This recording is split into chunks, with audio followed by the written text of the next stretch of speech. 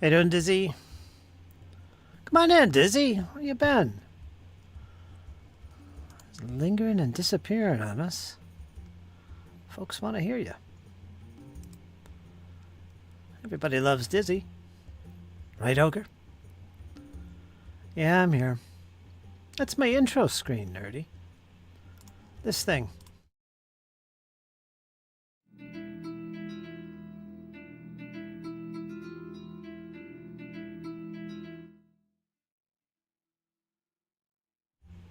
There we are again. I got some Palladium books in here with me. Show them off to you.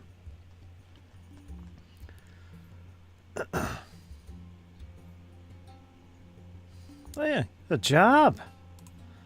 What'd you find, Dizzy? What did you find? That's totally understandable. That's absolutely fantastic. You'll have to fill us in. That's good. Oh, that's hot.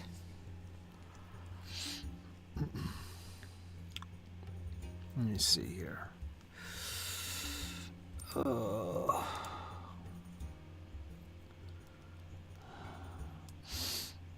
Turn this down a little bit.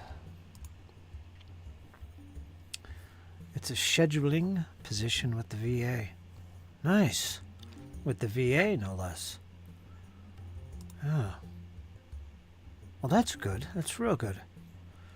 Scheduling. So it's office work.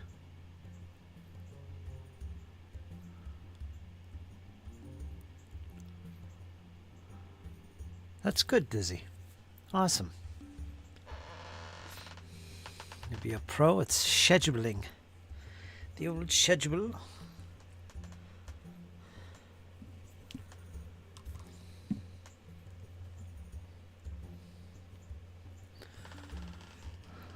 I didn't even know you were keeping your eyes open or looking, but yeah. Dizzy's been up to things all this time, nerdy. How do you like that? Yeah, she got herself something. Now, is it a... How far are you along with this? Is it a guaranteed thing, or you still got to go in, interviews, paperwork? That whole thing? It sounds like you still got a bit to do before you're positive. Yeah, as a veteran, I think you should have that position right from the get-go. Scheduling.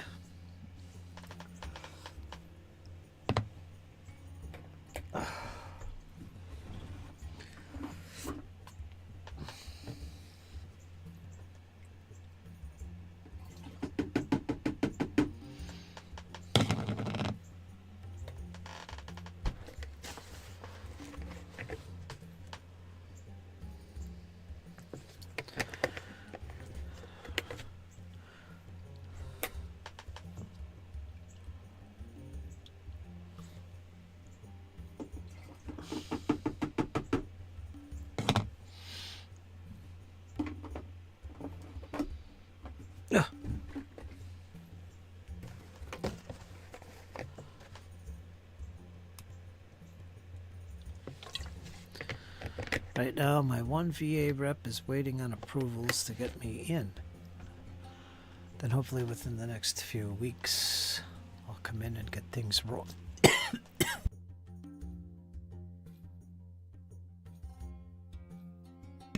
Ing. Oh. Alright, that's not bad. That's good. That's good. That's good. Excellent.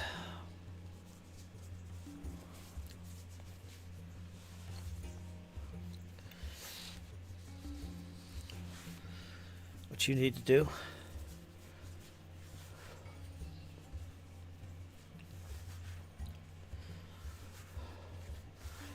to do is start putting that rune of Fehu everywhere and anywhere. Fehu. Fehu. Fehu. Fehu. Fehu. Fehu. Get the runes out, Dizzy. Runes. Fehu. You want to be thinking that rune. You want to have that rune ingrained in your head right now. Fehu. Fehu Trisas. Combination. Yeah. I'll make sure we put that on the screen today for everybody, particularly Dizzy. Let me go find that. Fehu. Fehu. Fehu.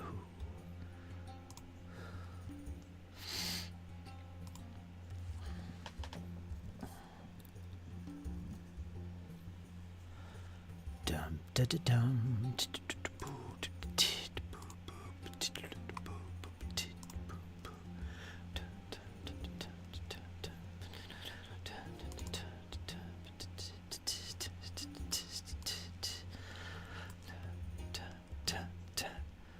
I had a tree go down in the backyard here. Must have just happened. I just noticed about 10 minutes ago. Oh, big old sumac come down.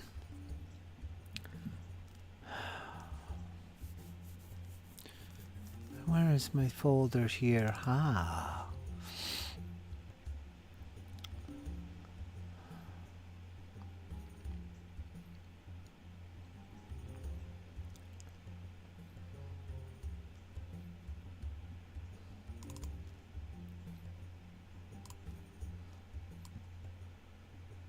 We're going to bring that up today. I'm going to put it right next to my face there. There you go. Fehu. Fehu. Dizzy. Fehu. Fehu. Trust me. Iron Man.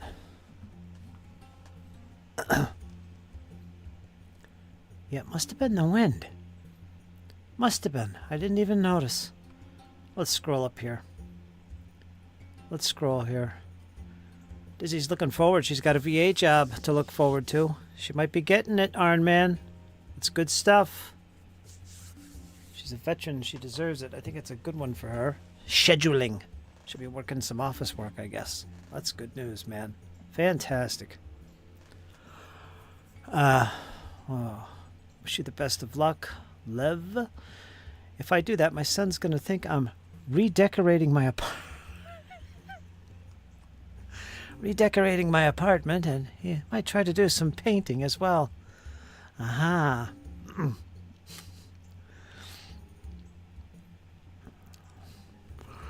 Hey, found my cat last night.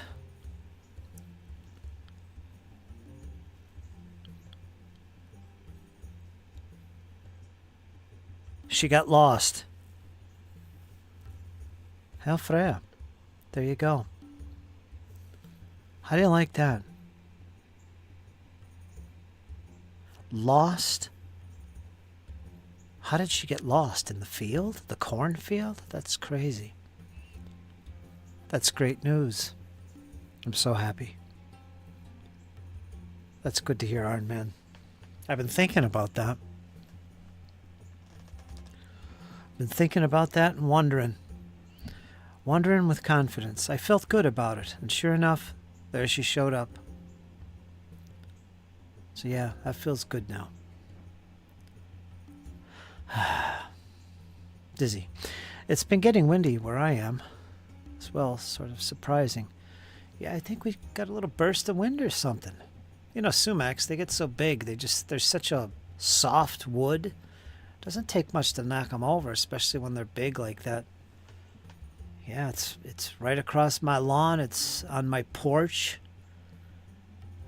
Man, I'd say it's about 20 feet tall. It's pretty big. Some firewood for winter now. Yeah, I'm gonna cut it up. I'll let that dry out. I'll use that. It's good kindling. Burns like paper when it's dry. Sumac's cool. You could carve it. You could do all kinds of things with it. I used to make little flutes. It's a very soft wood. Yeah, I'll do something with that. So everything works out for the better. How do you like that? Everything's awesome. This is a great day. This is a great day. Yeah, let's put our thing on the screen there at the bottom. Yeah. Nerdy Ogre. Got some firewood for the winter now. I got firewood all over the place. Live in a forest, practically. I'm getting there. Great news. Hope Dizzy gets the job. So do I. Feihu, Dizzy. Feihu. Feihu. Keep that in your head. I'm telling you. Keep it in your head. The old ways will never fail you. Anyway, let's move on. She ate faster than any cat should. Hardly took time to breathe. That's... I'm glad she got her way back. Good that you were keeping an eye out, too. Our man's a big old softy. He's a big old softy.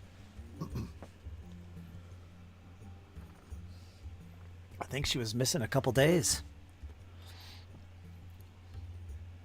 We were all thinking the worst. She just had a shot. An antibiotic. Which had a very small chance of death, you know. The medicine could kill the cat. But very small chance. Brought her home after getting the shot and she disappeared. Didn't come back for a couple days. 3 days. Cornfield is imposing, about quarter-mile away. Corn is 8 foot tall. Oh, man. Boy, it was meant to be.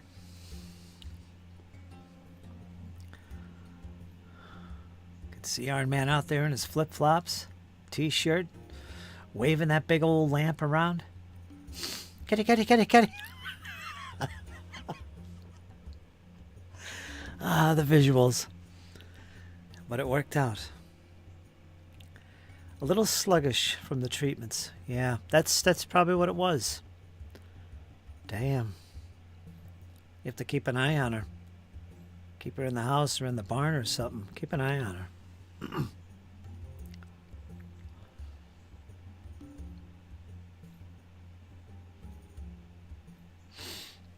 Well, why does my camera look a little slow today? What's the matter, camera? You not feeling good? Never feeling good.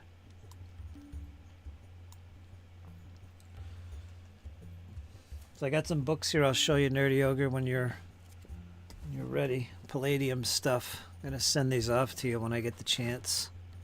This is a good one. This is Palladium RPG Book 3, Adventures on the High Seas. I think this is nothing but adventures.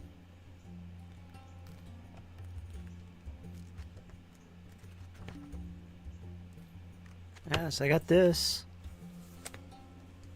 I've got this. This is the Palladium RPG Book 2, the old ones.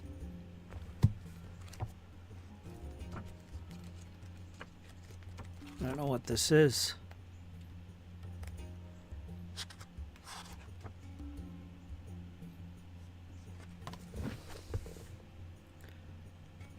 I don't know what this is.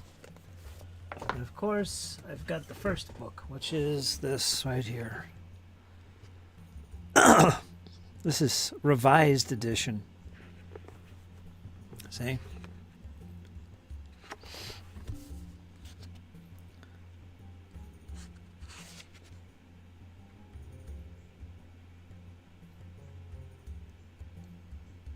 (1994) 12th printing. I don't know what edition this is, but you can use it for reference or something. Or oh, I got something I wrote here. What's this? Looks like I was taking notes. I guess I got deeper into this than I realized. Let's see what this is. Well, I went crazy. I was a writer. I still am. Palladium RPG notes. NPCs. NPCs who are PC races should have an OCC like PCs. If they do, then their skills, equipment, level, etc. can be easily determined. However, not all possible OCCs are detailed in the rulebook, and thus new ones can be created by the GM and players. Another method is to simply give the NPC a single skill, any non-weapon, from the rulebook. This skill represents the NPC's occupation. The expertise table is then consulted below to determine the skill's level. Take note that unless the NPC had an OCC in the past, a retired adventurer, for example, he will always be level 1. His skill, however, may be a higher level. However, this rule simulates an NPC who studies and practices his career, his skill, intently enough to merit a rise in level. A non-adventuring NPC with the skill Tailor could be level 10 in the Tailor skill, but still a level 1 NPC. His hit points would be as a level 1 NPC. This option is not available to PCs, only NPCs without an OCC. Then I got this little table here called the expertise table. I don't know, did I take this from the rule book or make it myself? Ease of skill. Blah, blah, blah. Retired adventurers. Interesting stuff there. I don't know what it is. Maybe I'll leave that in there for you. Put it in there. Terrible grammar. I put the word however in twice in the same single sentence. Yeah, there you go. Ba-da-da-da-da-da. I don't know what an OCC is.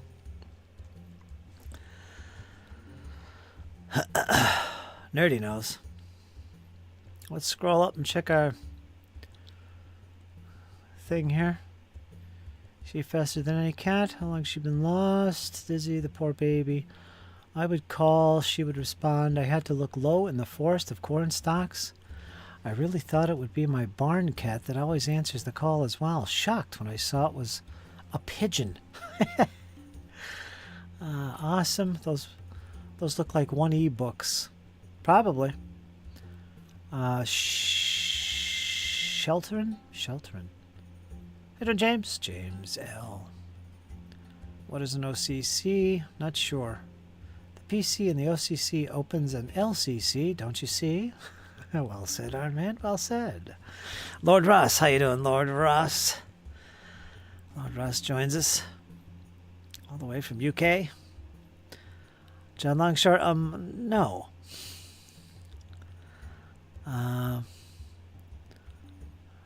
Replies John Longshore. However, your grammar isn't as bad as mine. Okay.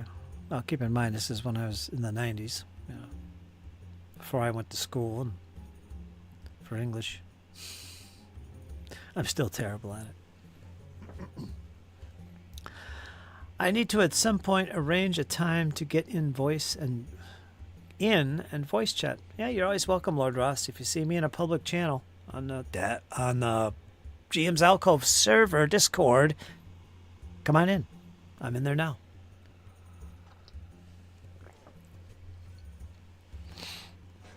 OCC, Occupational Character Class. There you go. Nerdy's got it. Acronyms.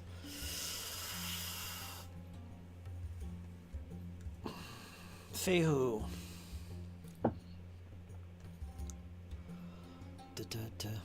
Well, that was for NPCs, John. That was a rule I was reading for NPCs, not PCs. Those kind of things are background occupations for characters who've moved on and become adventurers now. Maybe in the past they were a hunter, or a fisherman, or a blacksmith, or an accountant. But that's in the past. Now they're an adventurer. The point is, they might have some of those skills from their past occupation still kicking around. They might come in use. They might. That's the point of that.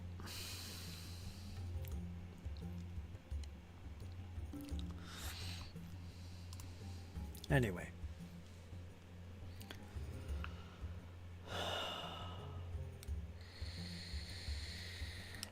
Got Nerdy Ogre in the chat here with me. Hold on, Nerdy. Which game? Oh, that... Well, Palladium Fantasy Roleplay. I got a few books I never used from back in the 90s. I'm going to send to Nerdy Ogre. Never used. I got him sitting here next to me. Let me unmute over in Discord so So he popped out. Come on back, Nerdy Ogre. I was muted, so you couldn't hear me. Ah, I saw you in there. I just naturally assumed it was me. Yeah, it's okay. I saw you in there. Let's see. Let me go capture the screen here. Oh, there you are. You're on the screen. How you doing, man? I'm doing all right. Hanging in. Yeah. There's 3 classifications. You got OCCs, occupational character classes.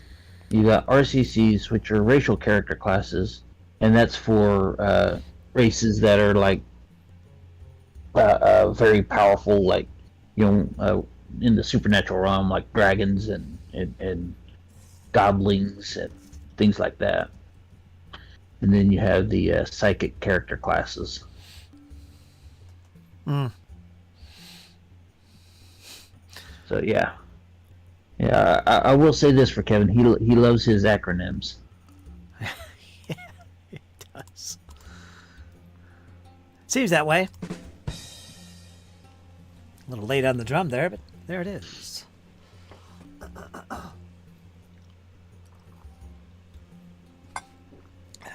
See if I could drag Dizzy in here. Haven't talked to Dizzy since Sunday. She is in the chat. Well, I'm going to do a little painting today while you guys chat here. You can hang out here with me if you want. Chat about whatever you want. Nerdy Ogre. Sometimes it's better to talk than just type, right? Yeah. Usually, like by the time I finish typing, I'm a hunting peck. So by the time you say something, by the time I type in something about it, it's like conversations changed to 5 different other topics, and it's like nobody remembers what I was talking about. Yeah. What were you talking about? Yeah. Oh, let's see. Armin says, let's talk about tax deductions. Out of here. I don't know about that. Don't know about that, Armin. I have to figure out how. Okay, getting somewhere. I'm trying to figure out how to get where I can see. Because I'm on my phone right now. I'm using my phone.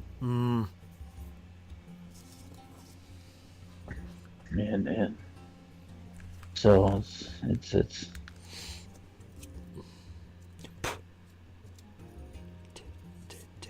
I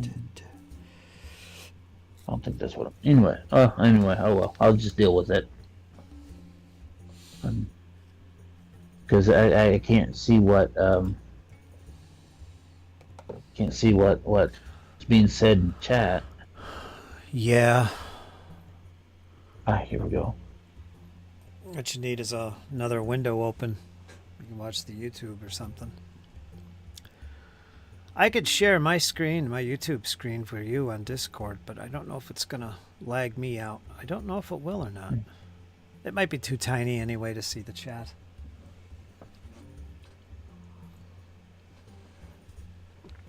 Here we go. Test. Alright, so testicles 1, 2.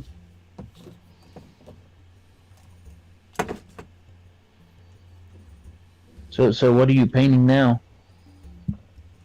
Same thing. I'm working on line infantry, French Napoleonic French line infantry. 10-figure battalions. I got 2 of them here in front of me that I'm working on. Let me move that out of the way. Shink, so you guys can see what I'm working on. It's kind of blurry there. Come on. There they are. Have you ever read a book titled 1632? No. Is that a curiosity? No. No. It's a alternate history. The basic plot of it is there's a small coal mining town in West Virginia, and they get transported back to the 1600s in Germany, and the whole it's actually an entire series, but the whole series is them trying to survive, you know. And it's a very good book, but it's kind of funny because, you know, a lot of times, especially at the beginning of it, where word hasn't gotten out about it and about their technology. You know, back then it was you take a shot, and then you spend 2 minutes trying to reload, and then you take another shot. Whereas you got a guy with a 6-shooter, he's got 6 shots right there with no need to reload. Mm-hmm. So it's like he takes a shot. You know, it's like the guy from the future. He takes a shot, and so the guy in the past, he's like, "Haha! Now you have to reload." That was my chance. He steps out into the open to take aim, and then he gets shot down. But yeah, it's a whole series, and it's good. It's one of the best books I've ever read. I've read over it several times. Never gets old.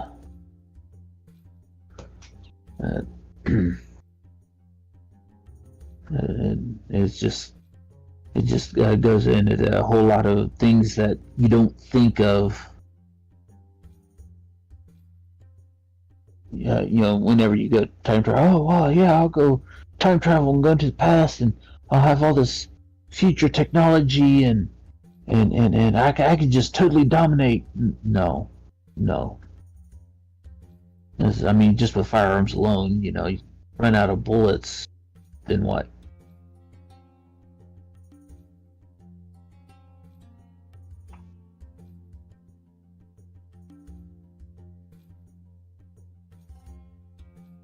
Shake it up, baby, now, twist and shout. I think you're muted again. I was gum flapping once again. I was replying to you and everything. I was wondering why you weren't acknowledging. That was me. Oh well. I didn't hear anything, so I was like, oh, okay, dead air. Gotta say something. Yep. Keep rambling. Yep, there you go. You're a pro now. Got Nerdy Yoga here. He's my co-host today. He'll be keeping the conversation lively. Yeah, totally, Arn, man. I agree that they would make an awesome mini-series.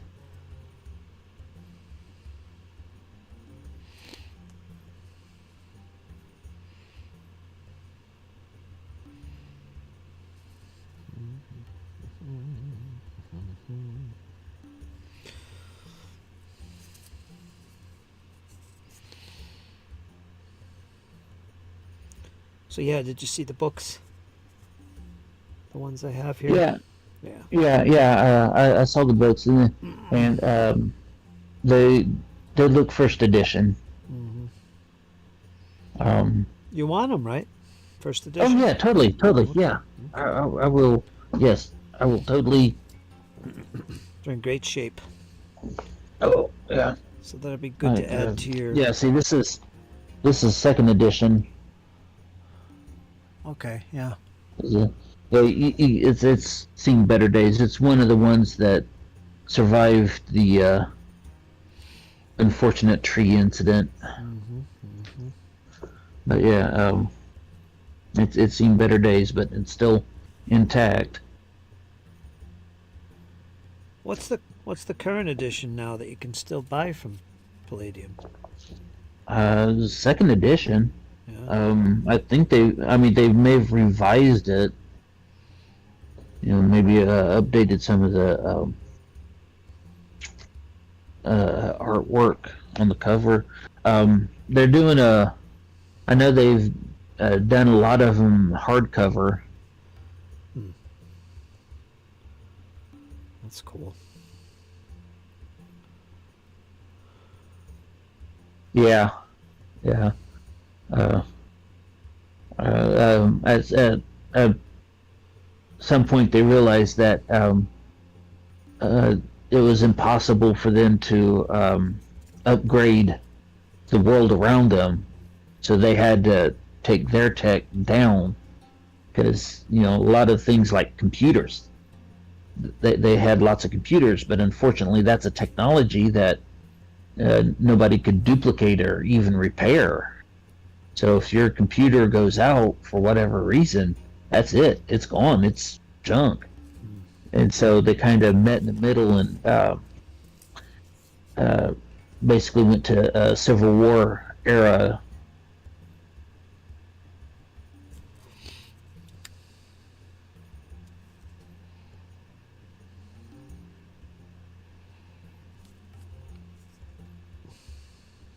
So yeah, that's yeah. Not a whole lot was changed with the editions between the two different editions, so they're still compatible.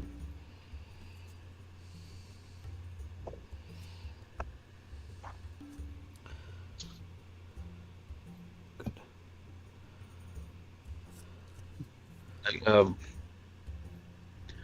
you were talking about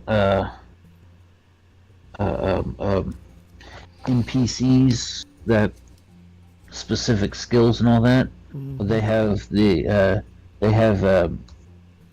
optional OCCs, and these are like merchant, noble, scholar, squire, vagabond, or peasant farmer. Yeah.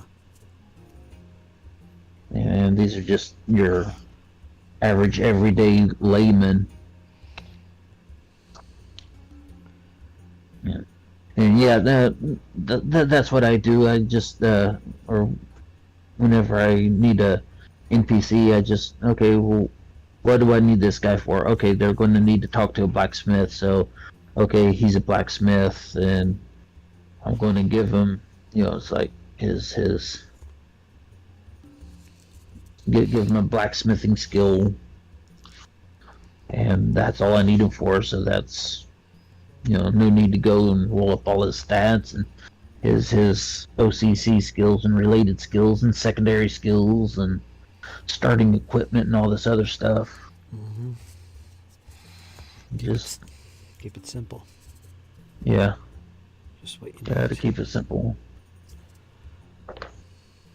About the only guy needs to be fleshed out would be the BBG. Yeah, maybe a couple of his lieutenants. And that is one thing that makes it so daunting, though. Is like his character creation is just so involved. So you have to cut corners on creating NPCs.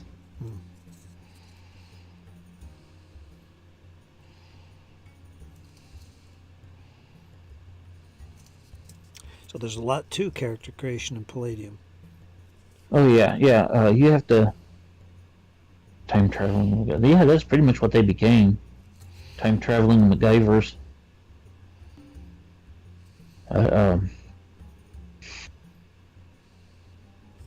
So what was it? What was I saying?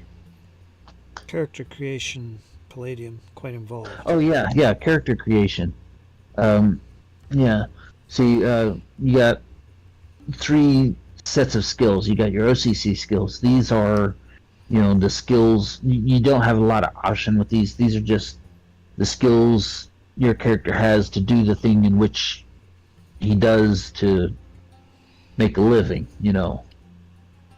And then you have OCC related skills. These you have a little bit more sway because it's skills that help you do but aren't necessarily necessary for it. So I always point to the paramedic, and it's like, okay, so a skill every paramedic is required to have. First aid. I mean, it's like, what's the point of being a paramedic if you can't even do basic first aid? Okay, now with OCC related skills, you might take up combat driving. It helps because that skill will allow you to get to where you need to be. But it's not exactly necessary. You can just have the driving skill. You don't really need combat driving skill. And then you have your secondary skills, and this is hobbies and just stuff you've picked up throughout your life. So say your dad was a carpenter. As a secondary skill, you might have carpentry because your dad was a carpenter. So naturally, you're going to learn a thing or two about carpentry.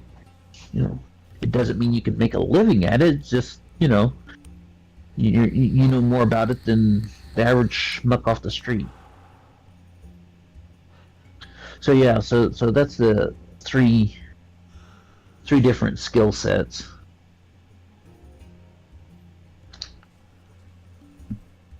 And then you add in magic or psionics if you want to make a really complicated character. Oh boy. Psionics. Well, psionics really isn't that bad. You use ISP, which is inner strength points, to power your psionic abilities, and then from there it's just having the writing down your psychic ability and knowing what psychic abilities your character has, how the ability works, and how much ISP points it costs. And that's just it in and of itself. Magic is a really complicated one because with the first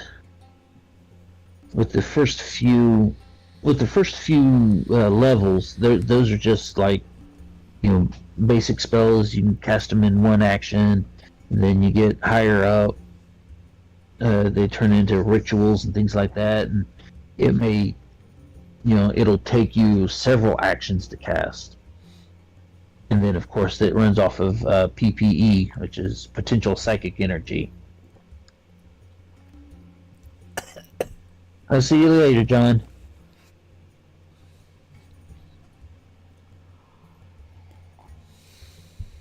Oh yeah, professions from father to son were quite common, but in medieval or fantasy type settings. So,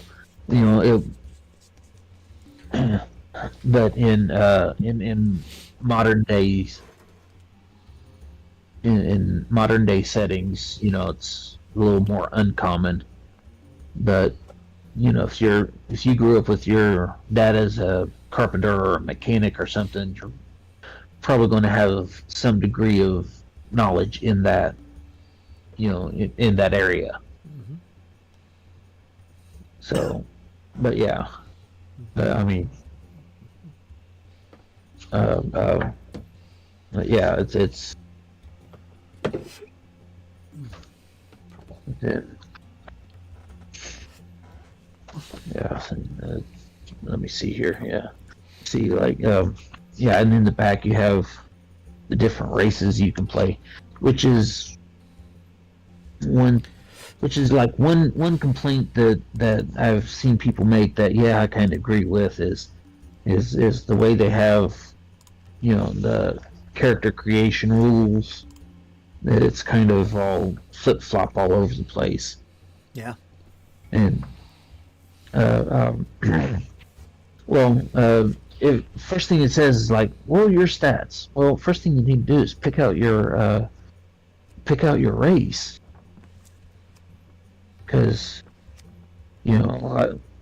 with human beings it's 3d6 straight down the line, no big deal. With elves, you got let's see, your IQ, which is 3d6 plus one. Uh, your mental affinity, which is how well you deal with other people, is 2d6. Your physical prowess, 4d6. Your physical beauty, 5d6. So it's like you can't go straight down the line. You have to, or I mean, you can't like put your stats where you want them. You have to go straight down the line because they're not all the same.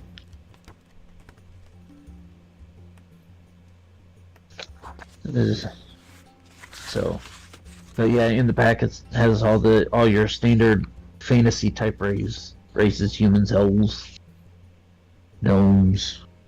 And then it has monster races, the goblins, hobgoblins, orcs, and all that. And then it just gets into technically you can play, but these are more for the game master to create his enemies. We will like the demons. We will make we do need to make a special note here on the inside cover of Palladium Fantasy RPG book. We have to read this. It's called Special Note. We need to read this, okay? So here we go. The Palladium RPG and its supplementary books are fictional. The characters, magic, and monsters portrayed are imaginary and have no substance in the real world. The inclusion of fictional magic is simply a device to create the wondrous world of classic heroic and fantasy literature. All of us at Palladium Books condemn the belief and practice of the occult. That's in the inside cover. 1994. How do you like that? Some last remnants of the Satanic Panic, perhaps. Oh, they still put them in their books. Do they still? Yeah, they still. They've reworded it. Let's see, when's original printing? Yeah, let's see, this is third printing, 1998. Okay, that's a few years later. 4 years later. Yeah. It's like, warning, violence and the supernatural. The fantasy world of the Palladium role-playing game is violent, deadly, and filled with magic and monsters. Other dimensional beings, demons, and sorcerers torment, stalk, enslave humans. Monsters, gods, magic, insanity, cannibalism, war, and heroic adventure are all elements of this book. Some parents may find the violence and supernatural elements inappropriate for young readers/players. We suggest parental discretion. Please note that none of us at Palladium Books condone or encourage the occult, the practice of magic, the use of drugs, or violence. Yeah, they expanded a little bit, and they didn't use as strong language. The one I read said, Yeah. we condemn the practice of the occult. That's great. Wow. Yeah, it is. It's not real. The Satanic Panic. It's not real, people. It's not real. It's like, and I've heard some stories, man. I've heard some stories. Yeah. Squirrel is in the chat. How you doing, Squirrel? Squirrel Meister? Hey, Squirrel.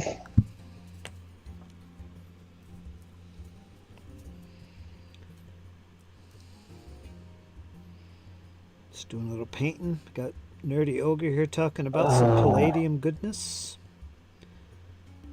Whoops. Lots of Palladium goodness today. Well,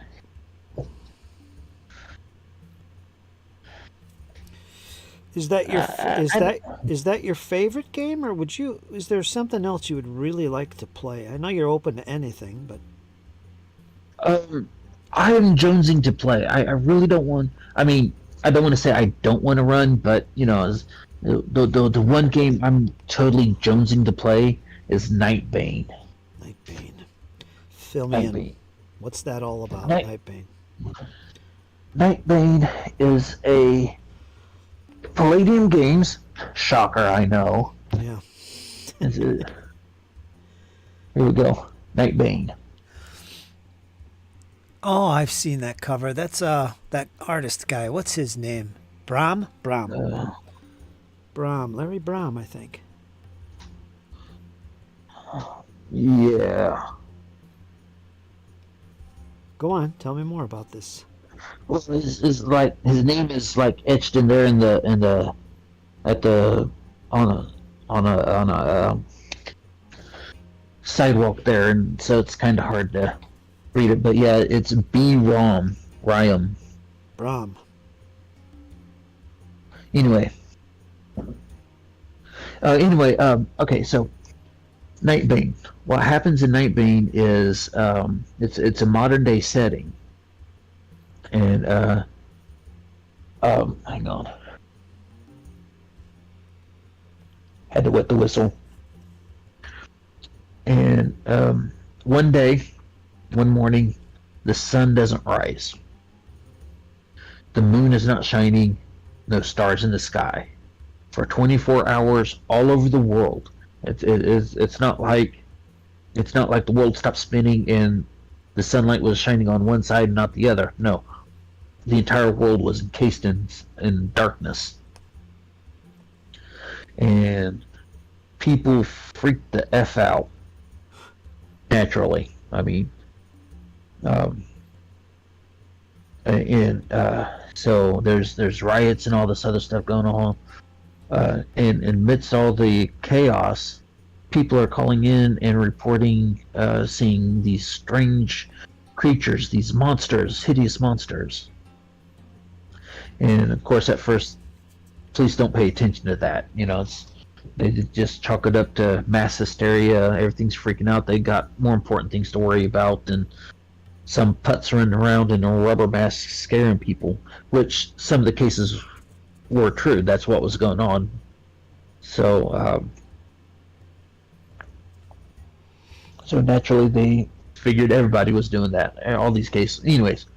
But what it is some people found out that they were what's to be called Nightbanes, and a Nightbane is someone who can change their physical form, and it's a representation of their feelings or emotions, and something that they have a strong emotional tie to.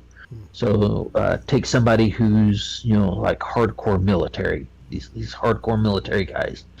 Their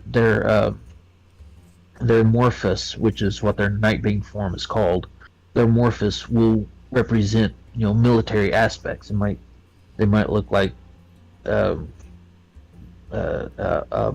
what's that? Just went right out of my head. The camouflage is like a blanket you put over yourself, and it's anyway. I know what so you yeah, mean. I know what you mean. Yeah.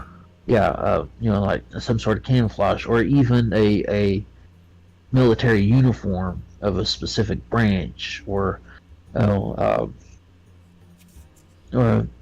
so if the person's a drug addict, they may have syringe needles sticking out of themselves, and look like a porcupine, but with syringe needles for the quills.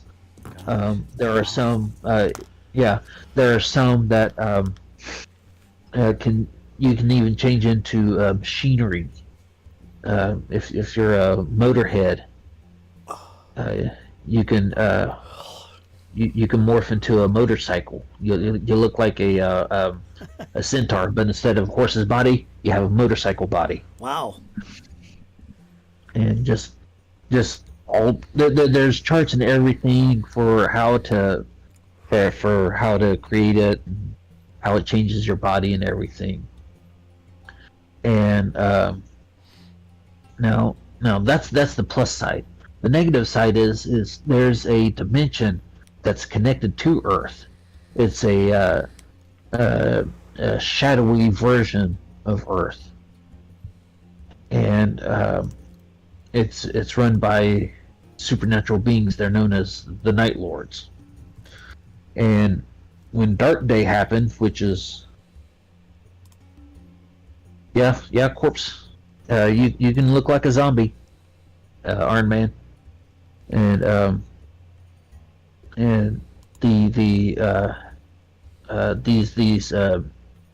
Night Lords, they sent over during Dark Day, the veil between the two worlds was thinned out, and they sent over mass amount of people of their henchmen, and they infiltrated world governments and replaced politicians, and then they just kind of grew out from there, and they were basically in charge of all the major governments in the world, and police stations and police precincts all over the place. And it's just it was an invasion, and very few people actually know about it. Most people are going on business as usual. And oh yeah, definitely Palladium books are fun stuff. Even if you don't like the game, the lore alone is worth the price.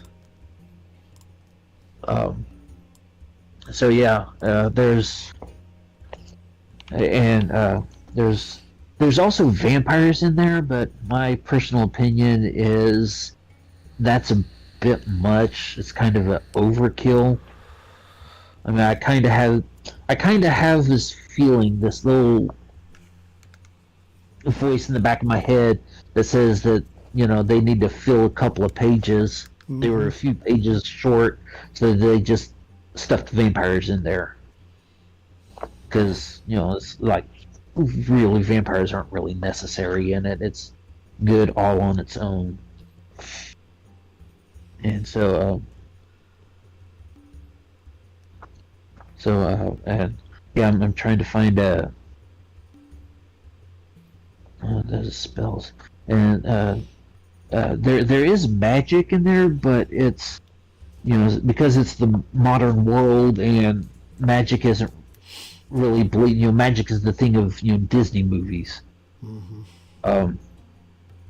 So there's not places where you can learn magic, so you have to kind of go on the dark web and purchase a spell and hope the spell does what it says it does, or hope it's complete, because if not, there's consequences for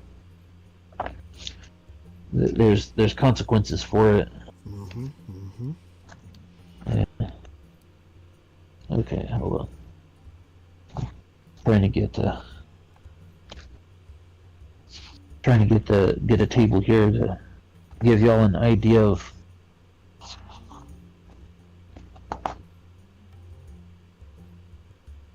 well, I thought there was a full table, a full listing, but yeah, it's like you can roll in the appearance table. You have almost human, which with the exception of like maybe your eyes glow or something like that, something that's easily concealable. You pretty much look human. Yeah. The character that really comes to mind with this is Shazam. Shazam. Yeah, because he's a little kid, but he says Shazam, and he turns into this superhero. He looks a full-grown adult. He's got all these powers and abilities, which is basically what the Morphus is, because you have your Morphus and your facade. Your facade is your human form, so you can go back and forth if you want. And then you got your inhuman but beautiful. These would be basically like your cat girls or your pleasure bunnies. Ah. And then you got marred beauty. Character has a beautiful true shape, but is marred by a gruesome stigmata. Gotcha. Then you have your lycanthropes, which is self-explanatory. And your monstrous lycanthropes, which is also self-explanatory. Your inhuman shape. And then this is the one that gets me. Oh, they have a category here. Bizarre. I mean, what exactly kind of thing are you coming up with if your appearance is bizarre in this situation? Yeah. Yeah. Bizarro. Yeah. Then you have your characteristics table, which is unusual facial features, biomechanical, which the first one I rolled up was a lieutenant in the United States Air Force, and I made him where he had his morphus was a exoskeleton. He has a jetpack, and he has eagle. So his head looks like an eagle. He has metallic wings and a jetpack. Because he's a fighter pilot in the United States Air Force, and so that's how I made him. Then you got alien creature, unnatural limbs. Then you have from beyond after that, it's like you two characteristics which you roll twice, or three characteristics, or four characteristics which you just roll that many more times. Then it just has after that it just goes into like more specific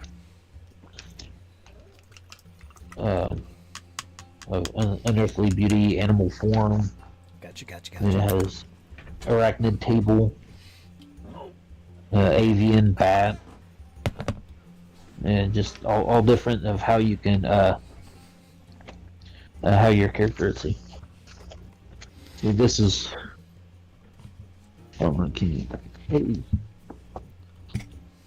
I don't know if you can make that out or not. I could see it. It looks like somebody on a bike. No, somebody is a bike. Somebody is a bike. Move it a little to your right. The other way. There it is. I could see the guy in the back. Ah, that's cool. Cool. Yeah. Centaur biker. No. Somebody is a bike. Somebody is a bike. Yep. He's just a bike. Wow. That's different. Yeah. So you're itching to play that. Yep, wow. I am totally itching to... No! Mighty. If you leave a cup unattended here, I got a cat that thinks it belongs to them. It's okay. It's okay. We all share this world. It's all good. Wants a little tea. I don't know if tea is good for a cat, though. But she sticks her paw in it, and she licks it off her paw. Oh. Now, the crazy thing is that... Okay, now, I mean, it makes sense because, it's in a cup, and it's halfway down, so she can't get her head in there. So that makes sense. Now, what doesn't make sense is she does it with the water bowl that we have for all the animals. It's a big bowl, it's deep. I mean, it's big enough I could give her a bath in it if I wanted to. Yikes. But she'll still dip her paw in and lick it off her paw. Yeah. Cat doing cat things. Here, our animals here are messed up in the head. Yeah, well, it happens. I know a lot of humans that way, too. When the animal's messed up in the head, it's usually cute. Mm-hmm. That's right. I said use cute. And fluffy? I don't get it. With as much as this cat sheds, I don't see how her fur is as fluffy as it is. I mean, it's like I've combed her and I've gotten so much fur off of her. I could make another cat with it. Yeah. Yep. And she's still got fur. Yep. I know what that's like. Yeah. You can make a coat. You can outfit an entire village of people with clothing with that. Oh. This is her. Oh, she's a little tiger. Is she gray or white or what is that? She's white with gray. White with gray. Ah. Yeah. How old is she? I don't know. A few years old. About 3 years old. Yeah, she had an eye problem, so she's blind in one eye. Ah. But it doesn't seem to really stop or bother her. Hey, kitty. That's great. Little Okay, gamer we've had cat. 15 minutes. Oh yeah, she is. I'll be here working on something. She'll just jump up on here and lay down right on top of my books. Mm-hmm. I was like, no, I wasn't reading that. I'm missing a small bag of dice. I don't know what happened to them. I'm pretty sure she's involved in it somewhere. Yep. Somehow. Yep, been there. Seen that happen. Great. Oh, I got a fur on my face.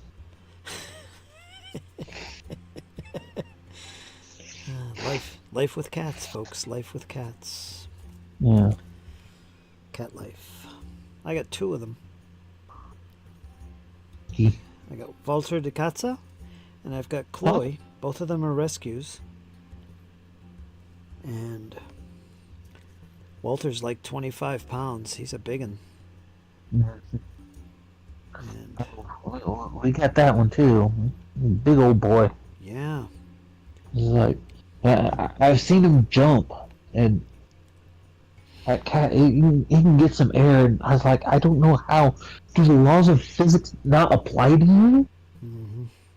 Or, do you have a diplomatic immunity to the laws of physics or something? Because there's no way that cat should be able to jump as high as I've seen that jump. Yeah, they say cats can jump over 6 feet straight up. That's like the top of your head. Yeah, I with the smaller ones, I can see it jumping 7 feet straight up. Mm-hmm. But this big old tomcat that we got is like, he jumps up onto the counter from the floor from a dead standstill, and I'm like, no, you are too big. You should not be able to do that. Yeah. No, it's like, Ooh, excuse me. Coffee. I mean, if I can jump a half foot off the ground, I consider that an accomplishment. Like, that's my exercise. I'm out of here.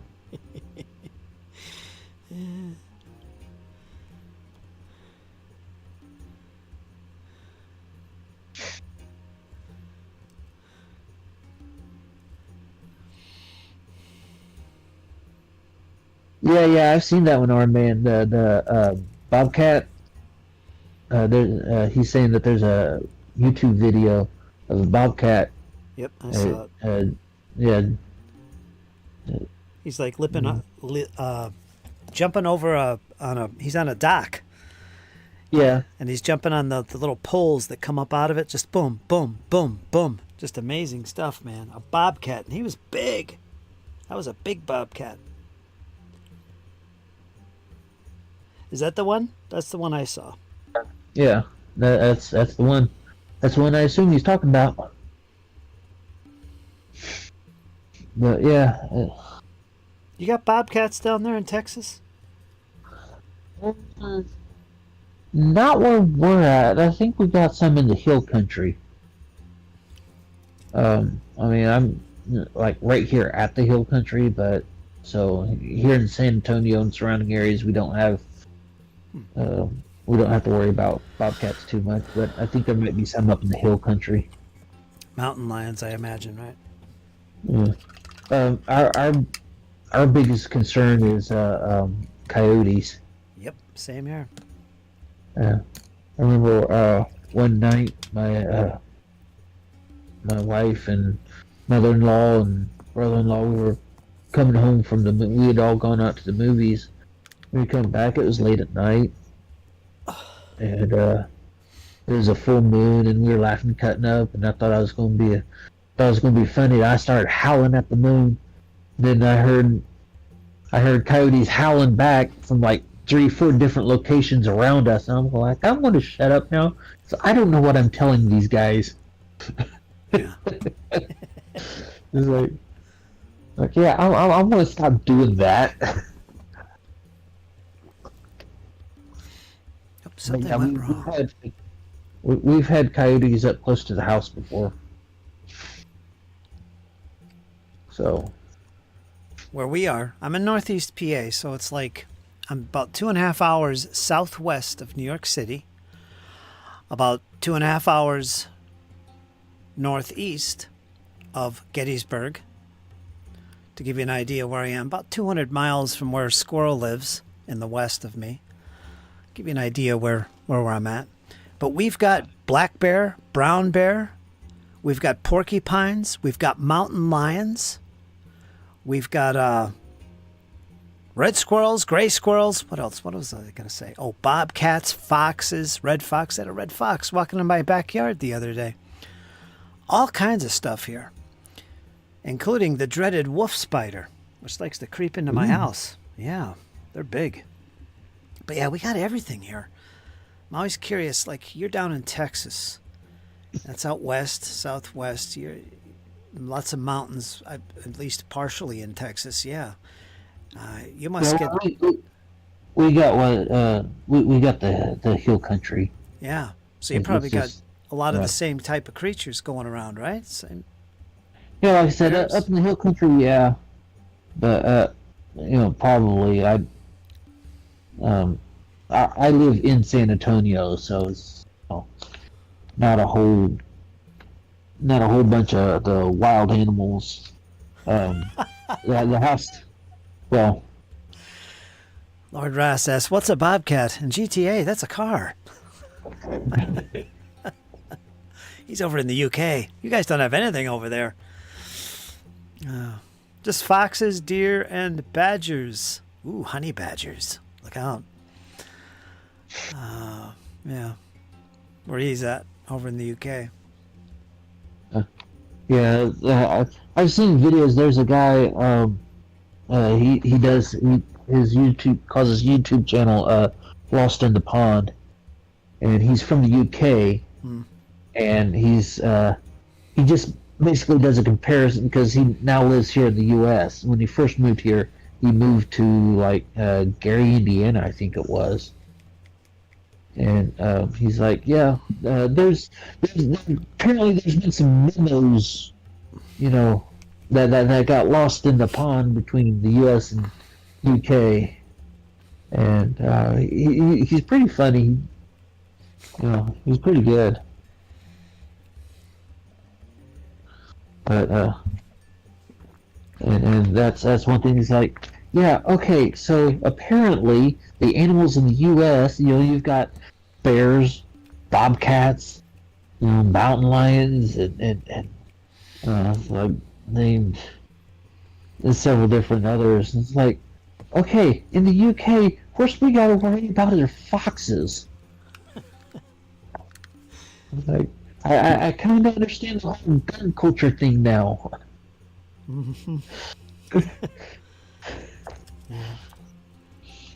Yep, exactly. Coyotes, too. Did I mention coyotes? We got them going on.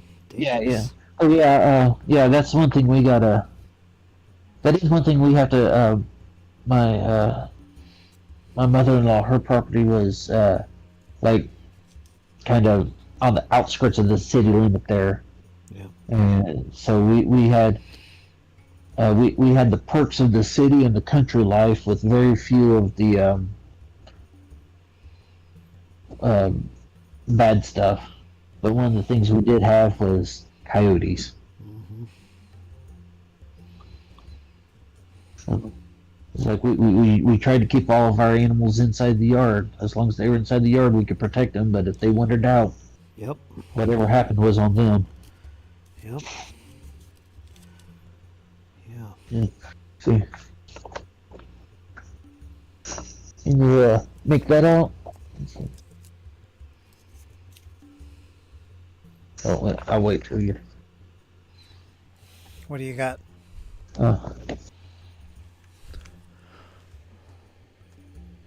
Some nice art. What is that? It's fantasy art, right? What's...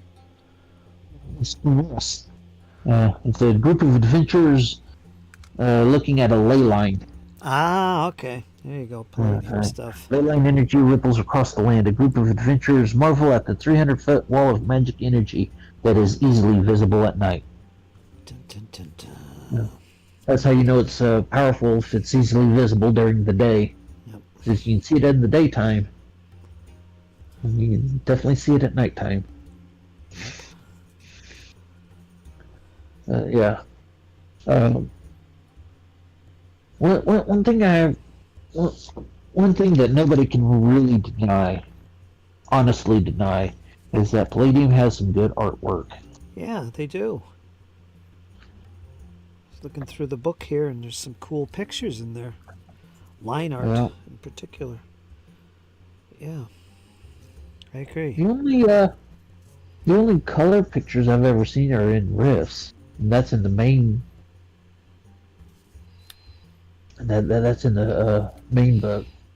Other than that, the only color pictures were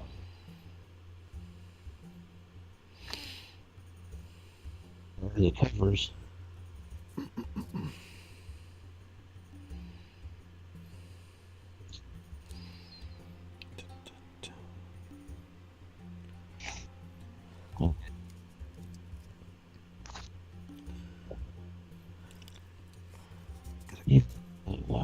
Another one of the drawbacks is they never really did a good mapping of the world. You know, like where all the ley lines and the magic zones are. Yeah. I mean, they got some. You know, they got some mapped out, but it's kind of a general overview. Looks like this. Yeah. You know, that's like North America. Everywhere where you see blue is are magic zones. Here, let me make your picture bigger on YouTube so people can see what you're showing. There you go. Go ahead and show whatever you want. Yeah, see, that's kind of that's the map of North America. Yep. That's South America and all that, but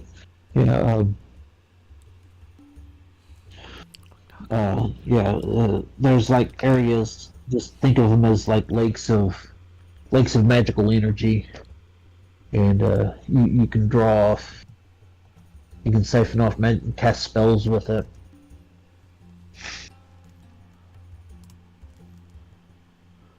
I was gonna say where I live. Yeah. It's very rural, farm country. There's a lot of money Yeah. here, a lot of nice homes still. It's not that backwoodsy. And I live right on the mountain. I'm surrounded by mountains. The one here next to me is called Bell Mountain. Not far away is Bald Mountain.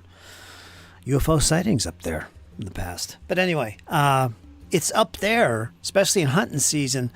In the fall and stuff, you'll see deer coming down all over the place. They're eating the corn and everything, crossing the roads. We get bear coming off there occasionally. I had him sleeping on my porch. So there was a cougar in somebody's backyard right here where I live. We had a cougar down here, basically a mountain lion. Yeah, they all live up on the mountain. And every once in a while they come off that mountain and come pay a visit. Howdy do. Yeah, but it's not like it's dangerous to walk around. Maybe I'd be a little cautious at night walking the back roads where there's no, city lights don't exist here. Unless you go down in the main town, which is 5 miles from me. But yeah, you got to be careful. But nothing too dangerous, I don't think. Where I'm at, anyway. Keep in mind, the United States is very, very big, so where I live isn't typical. How about you? Are you more rural, or are you kind of sitting in the city there in San Antonio? Well, right now we're more cityfied in San Antonio proper. Gotcha. On the outskirts, it's a little more rural, which I guess is the way it is anywhere. You know, it's like the further away from the city you get, the more rural it is. But yeah, these are two of my favorite pictures in here. I don't know if you can. This one right here. Oh yeah, I've seen that. That's good stuff. Yep. This one right here. I'd love to have this one painted on a wall somewhere. Yep. Have a mural done of it. Yes, sir. I'm with you. It's not just because of a pretty lady with big hoo-haws Who has? and scantily dressed. That's not the only reason. Not the only reason. That's very important. It's not the only. I'm not going to try and lie to you and convince you that has absolutely nothing to do with it. That's right. That's right. Nerdy likes the ladies. He's a ladies' man. He admires the ladies. I'm with him on that. Damn right. Nothing wrong with that. Bum bum bum bum. There. Oh. Here's another one I didn't have a mural off.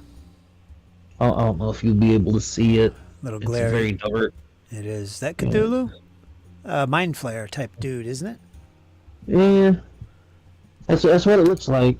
It's Little tentacle head. kind of a mix. Cthulhu, Mind Flayer, Predator. Lord Ross says, I'm going on holiday tomorrow morning to Norfolk, Virginia. Or over there in England. Oh, it's a place in England that is super flat.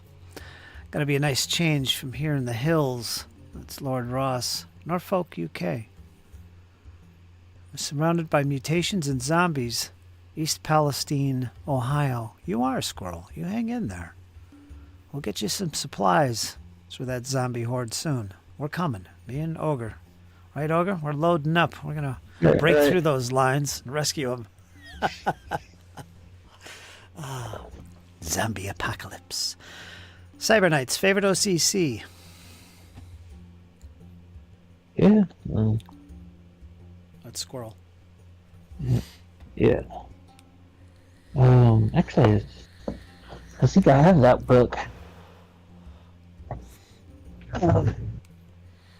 I've purchased several of the Christmas grab bags, and so I've gotten I've got the full collection of Dead Rain, and let's see, what is it?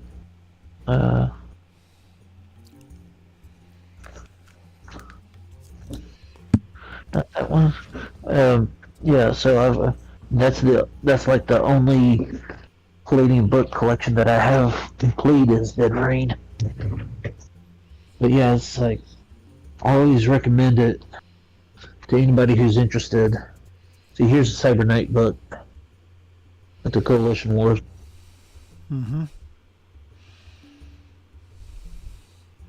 Cyber Knight. Yeah. Yeah, they're the closest thing I can compare them to would be like Jedis. Yeah. People tend to focus on the night part of it, but they tend to forget about the cyber part of it. Yeah. Because they have they have cybernetic armor grafted to their skin. It becomes like a second skin. Gotcha. Where they basically become minor NDC creatures. Oh. Okay. Which is mega damage capacity. So basically, their MDC creatures are basically walking tanks. And so there's There are creatures with like hundreds of thousands of MDC. Um, so like one MDC is worth 100 SDC, which is structural damage capacity. And so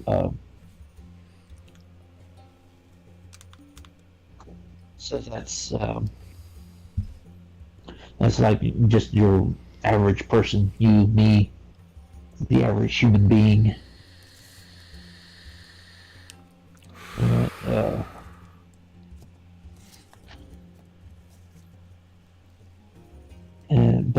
So I mean, so to have a 20-30 MDC from a human point of view, that's nothing to sneeze at, but in the grand scheme of things, that's still not a lot.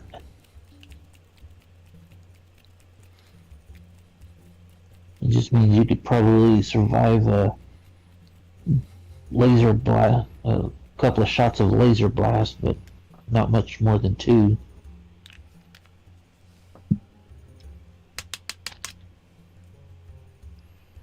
But yeah, they're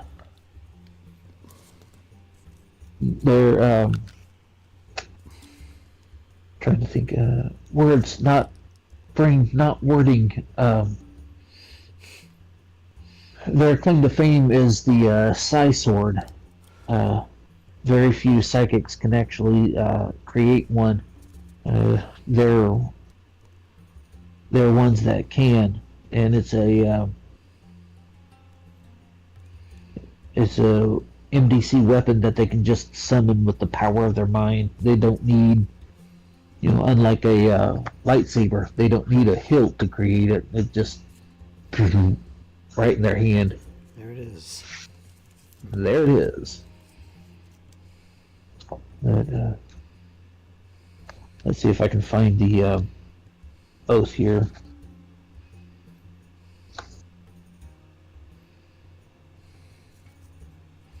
Let's see, armor, stage of protection, stats. Where is this? Oh, not there. Let's look here.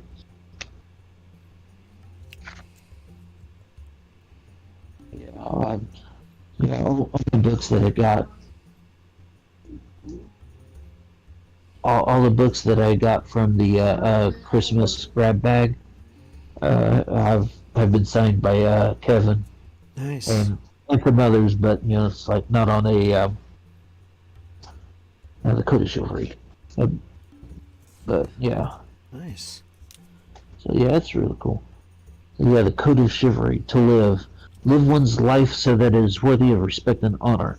Live for freedom, justice, and all that is good. Fair play. Never attack an unarmed foe. Never use a psi sword on an opponent not equal to the attack. Never charge an unhorsed opponent. Never attack from behind. Avoid cheating. Avoid torture. Of course. Nobility. Exhibit self-control. Show respect to authority. Obey the laws if they do not supersede the rights of life. Administer justice. Administer mercy. Protect the innocent. Respect women. There you go. Valor. Exhibit courage in word and deed. Defend the weak and innocent. Fight for an ideal like freedom. Fight with honor. Avenge the wrong. Never abandon a friend, ally, or noble cause. Honor. Always keep one's word of honor. Always maintain one's principles. Never betray confidence or comrade. Avoid deception. Respect life. Honor all life. Respect all views of life. Courtesy. Exhibit manners. Be polite and attentive. Be respectful of host, women, and honor. Loyalty. To one's principles and heart, to one's friends and those who lay their trust in thee, to the Code of Chivalry. And that's the code that a Cyber Knight lives by. There you go.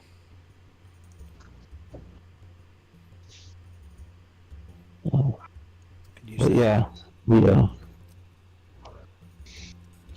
the story goes is that many years ago, a group of adventurers came to Rift's Earth in the time of chaos, and they went around. They slayed.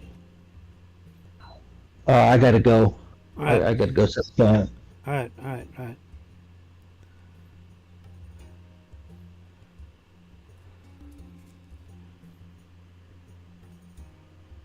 And there he goes.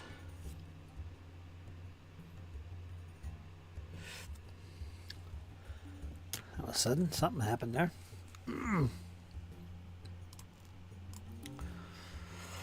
That's okay. That's okay. We got this. We got this. It's gonna be tough. We need the old nerdy ogre in our lives. Done found himself busy. That's okay. That's okay. We got the killer squirrel in attendance, watching over things. So we're all good. We're all good.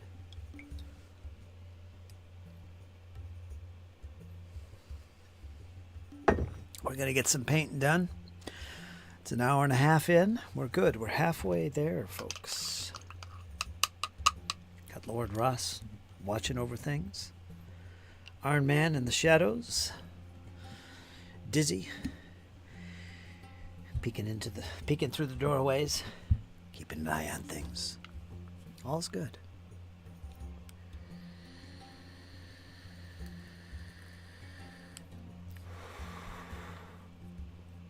Take a little break here, let this paint dry. Whoops, one of these does not belong here. Which one is it? This one. I got a game on Sunday. Gonna play some Pathfinder 2. Good fun. Gonna play some of that on Sunday evening. I'm still editing episode 67. Oh, we're up to episode 70. Maybe I'll get that finished tonight. I don't know. I'd like to have something to post on Monday. So hopefully I could get that done. Yeah. Episode 6-7.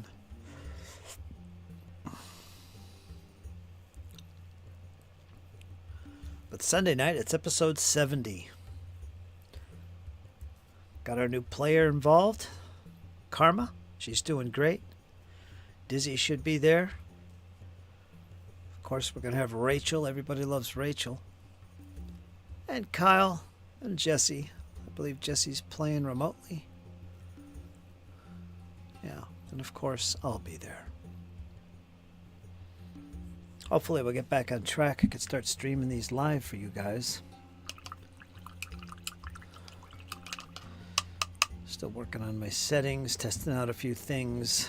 Making sure we don't have any hiccups. We'll get back to streaming live again. You guys can watch live. Soon enough. Get this off my head. Oh.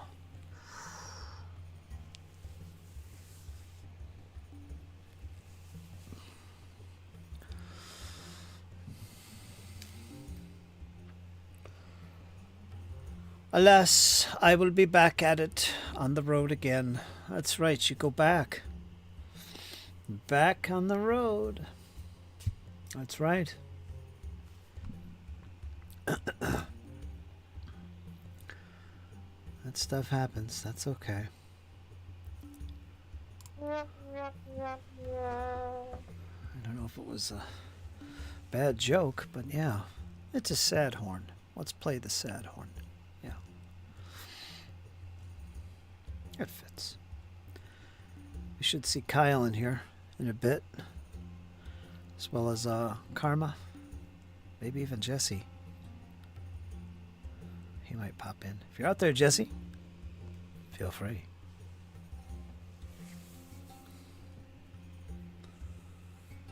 I had to cut my hair last night. Looks like I got a little bit wild. That's okay.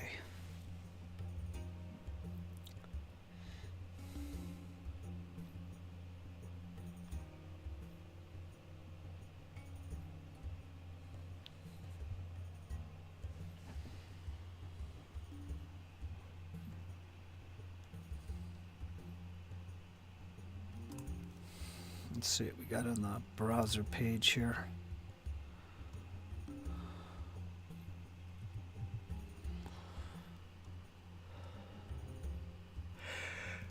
Foundry.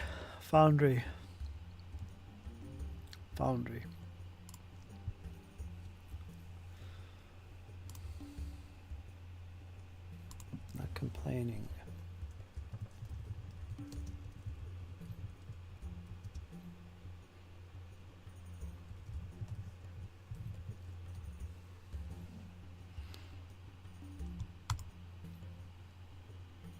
How you doing, rookie? Quad 6. How you doing, Eric? My friend. How you been, Eric? Did you have your game with Tom Die? I had a good chat with him. I think it was sometime last week. Good chat on Shadow's channel. Not complaining. It's affording me to afford the growth of my Harn library. Yeah, that's true. I bet it is. Ohio, the land where even Wendigos exist. I'll see if Squirrel can verify that. The old Wendigos crossing the border there. Had the game.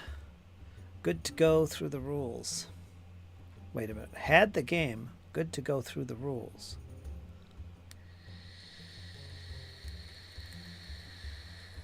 Good to go through the rules. Grammar needs a little work, Eric. That's okay. That's okay. That's okay. We'll get there. Sorry. Eric is my scribe, so I have to mention that to him.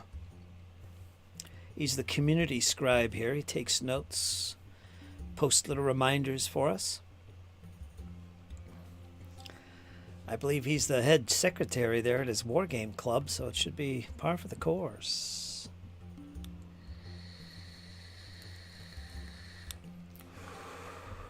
Hi.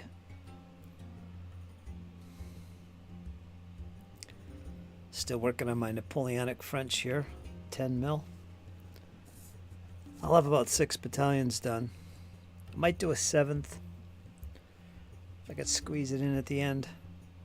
I want to get these done this weekend, maybe by Monday or Tuesday, and then just base everything. I could do that in a day, 2 days. Let's see, 1 day to spackle. Second day I wash. Third day I finish. So it takes me 3 days to base. I could do it in probably 2. But I'm in no rush. So that's enough to get these done and shipped out. And do Mordheim. Good stuff, Mordheim. Fuddy-duddy hobby's coming along. It's coming along. Eric, or not Eric, that's you. Iron Man has been hard at work. He's working on the mission statement, because we got to have one of those for such a big business and organization as this. Yeah. He's working on it. We got Joms working on the funding allocations, where we're going to focus, both now and in the future. He's working on that. We're hard at work on rules design. Several products are in mind. RPGs primarily, but we're gonna fit in some miniatures games. Yeah, I think. Just type and print and boom. Yeah. Then we'll take a nice long break.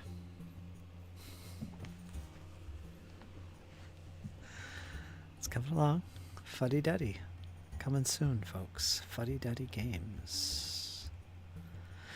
I chased a Wendigo out of the neighbor's tree a month ago, approximately at 3 a.m. in the morning. Ooh, that must have been exciting. That'll wake you up. And do Mordheim. Mordheim. A reprint of Mordheim. Mordheim is classic, man. Great stuff. Might actually get into that again. The original rules and everything. I know a lot of people do that. Part of that old hammer community. Speaking of Australia, says Rookie Quad 6. did they even try to dry stuff? Like stock fish or whatever? Dried rations keep forever, especially in a dessert. In a dessert. The good old sandy dessert.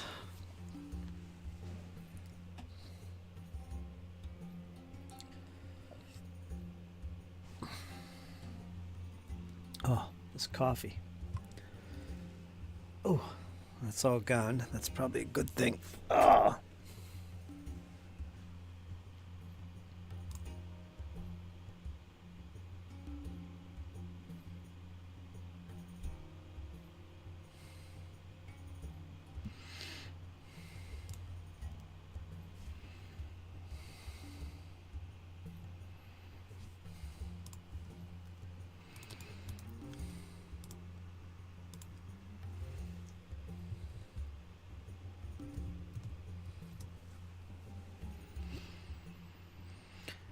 The Wendigo legend exists in the oral history of North American tribes, predating Europeans' arrival in North America. Some anthropologists believe the legend devil... Well, let me open that.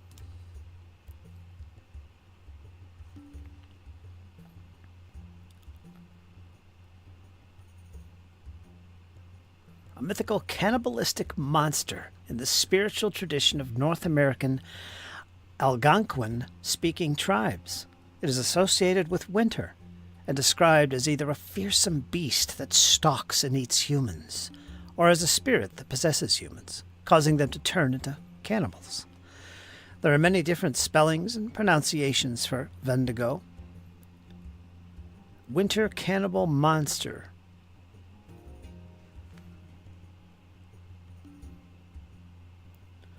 Some legends say the Wendigo is an emaciated figure with ashen flesh. Others describe it as a giant creature up to 15 feet tall, 4 to 5 meters, or as a beast that grows larger the more it eats. It may have sunken or glowing eyes and sharp yellowed fangs and claws. Its lips are chewed or entirely missing because it has eaten them. Tasty. It may be hairless or have fur, and may have pointed ears and horns or antlers like a deer. It smells of rotting flesh and is usually first detected by humans by its horrible odor.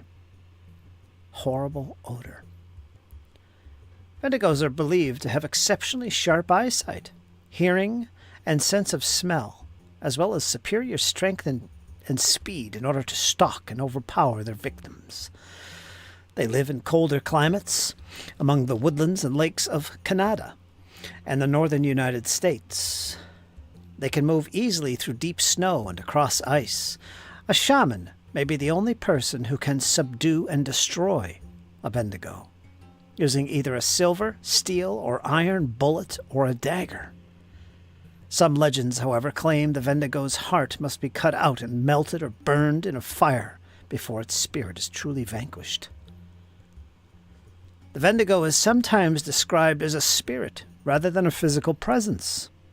In Cree mythology, for example, we're talking about Canada here, the Wendigo is believed to be an evil spirit that possesses humans. The spirit enters a person by biting him or her through a dream. The possessed person becomes cannibalistic or otherwise deranged or violent. Some people are believed to be more susceptible to becoming possessed by a Wendigo, including those who are greedy or gluttonous, as well as those who are suffering from hunger or starvation. A colloquial phrase for this experience is going Wendigo.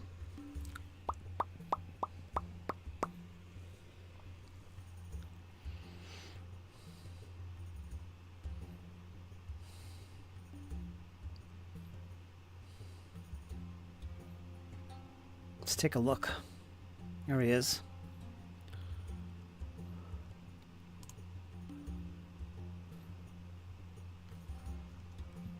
So there we go. Wendigo.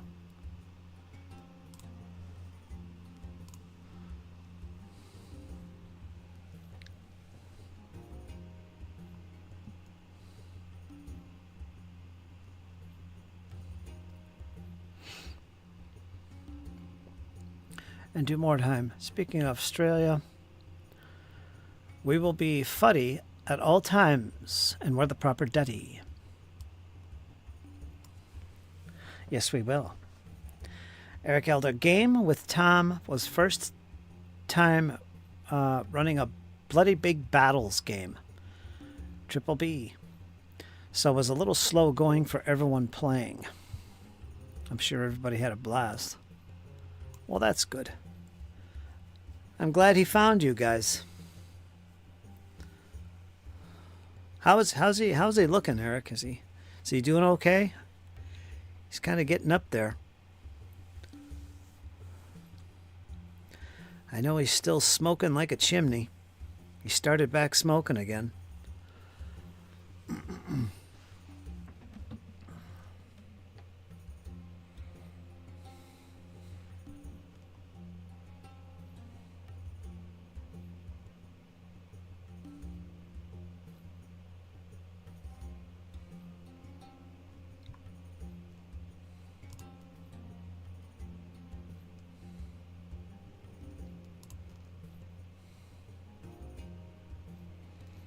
Man, I open these, but they're still tiny.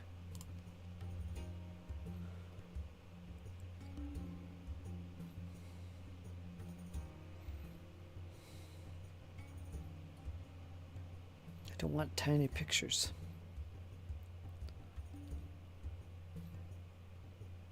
Cryptids.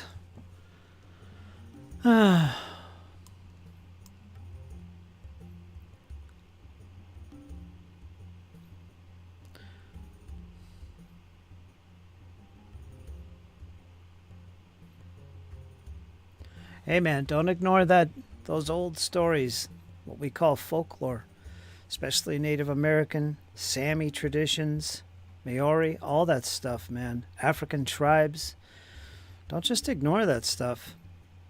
I mean, this is how these people used to keep records of stuff, through storytelling, the oral tradition. In all that stuff, there has got to be a kernel of truth in all of it. You got to remember that. I'm not saying, I believe in cryptids running around left and right, but never ignore that stuff. Oral tradition. And back then, in those days, they were good at that. They were good at teaching those traditions and stories through word of mouth and story. That's how they recorded their histories. Everything is contained in that stuff. They didn't write stuff down. People were trained to retain this knowledge and continue the stories and the information as they understood it. So yeah, oral traditions.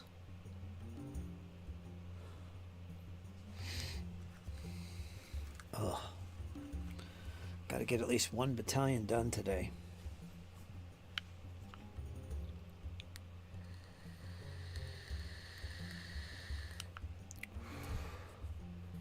The Iroquois and Vendigo.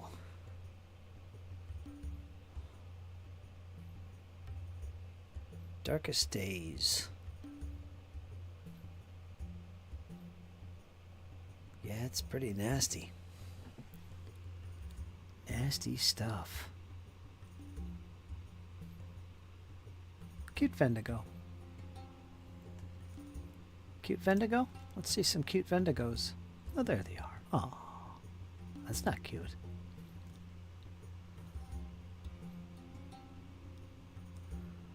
How cute these are. Chibi. A chibi. Chibi Vendigo.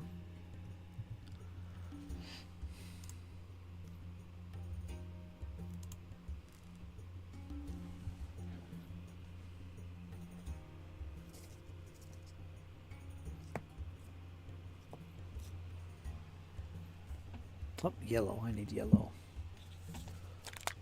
I'm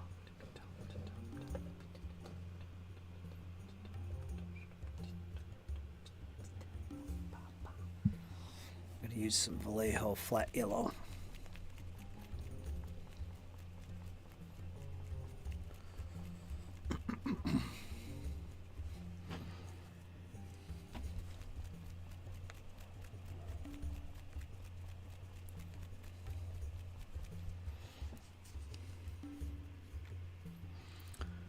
looks like it's gonna rain here. It's been raining all week, last week. Get tired of this.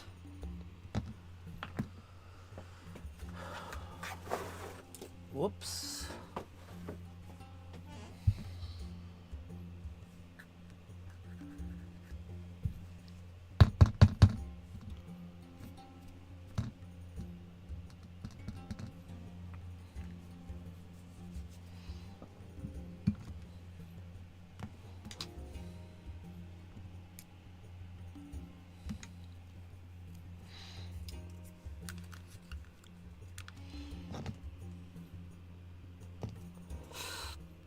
Ooh, excuse me.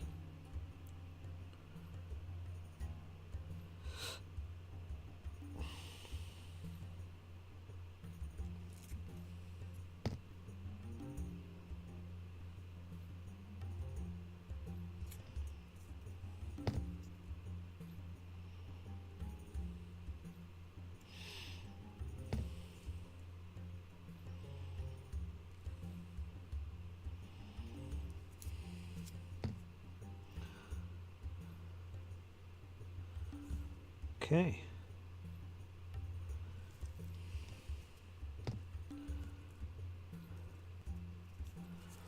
Okay. What's up? What's up, Kyle? How you been? Kyle Meister has joined. How you doing, Kyle? I'm done for the day. Good. Get that out of your system. Yep, I'm done for the day and I'm gonna relax.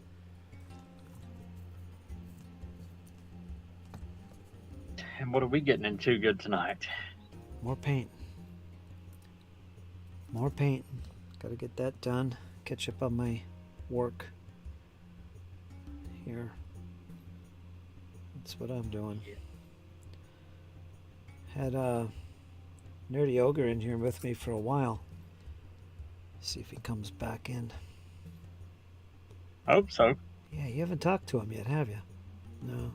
Yeah, I was with y'all the other night when he popped in.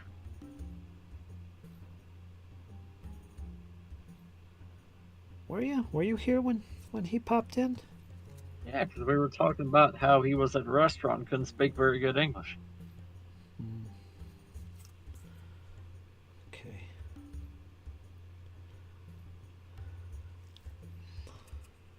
Okay. So did you see Karma's rendition of your character? I saw a little bit of it, yeah. Did you change your token yet? Uh, Yeah, feel free to do I that. don't think I can. Why? No, I mean on Calendly or Discord. You can use it in Discord if you want. Because we got your tokens for Foundry. For right now it's okay. Because I like that full-bodied picture for your token. I like that. yeah. We did a lot of good work on that. Yeah, she did. Now she's working on Rachel's. Yep.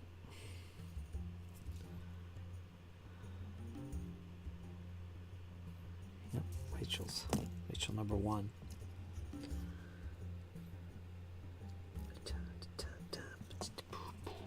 This one goes here. No, that's the wrong one. This one goes here. Getting these battalions mixed up. Right. Oh.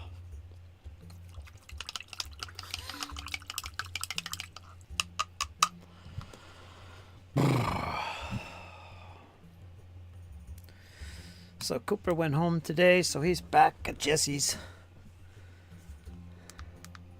Hung out with Jesse today. A little bit. See if How's he he pops doing? in. He's doing good. Saw Jake, he left me some more toys to play with. What'd he leave you this time? I don't know, a couple weird things. I don't know what they are. Little I don't know. I have no idea what they are. I have to go back down and look. Nothing fancy this time. Because it ain't fancy, that don't mean nothing. Is it raining where you are? No, it's bright and sunny. Looks like it's gonna rain here. 73 Lovely anyway. degrees. 73 degrees and windy. A tree actually come down in my backyard here. I just saw it before I started the stream. Big old sumac.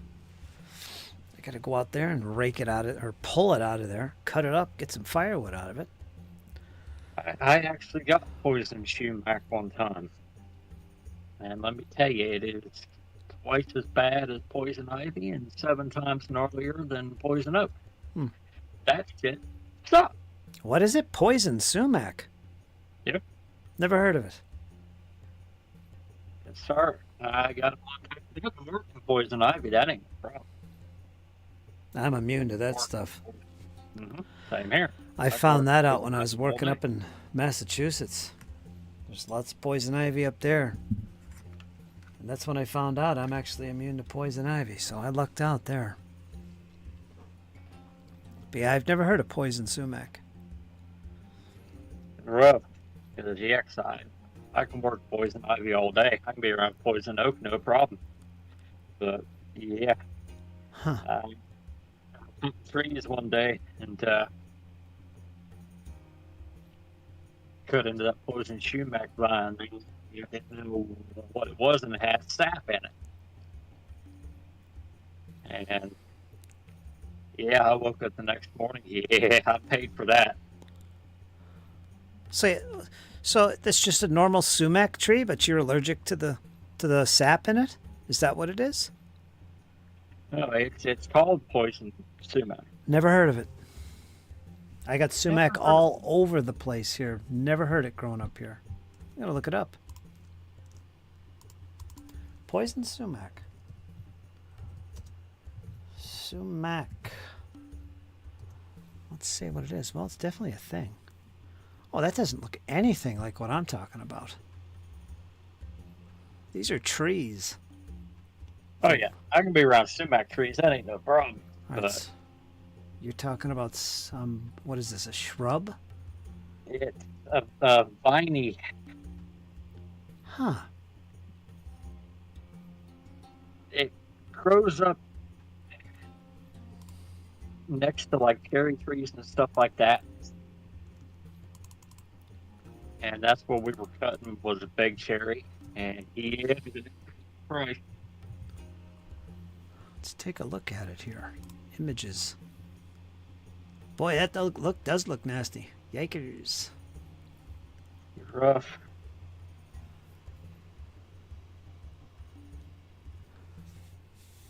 Sumac poison. It's got a very sweet smell to it. Huh. Sumac trees. Poison oak. I don't want to look at poison oak. Let me look here and check the leaves on this thing. Pictures of poison sumac. They don't look like that. Look at this.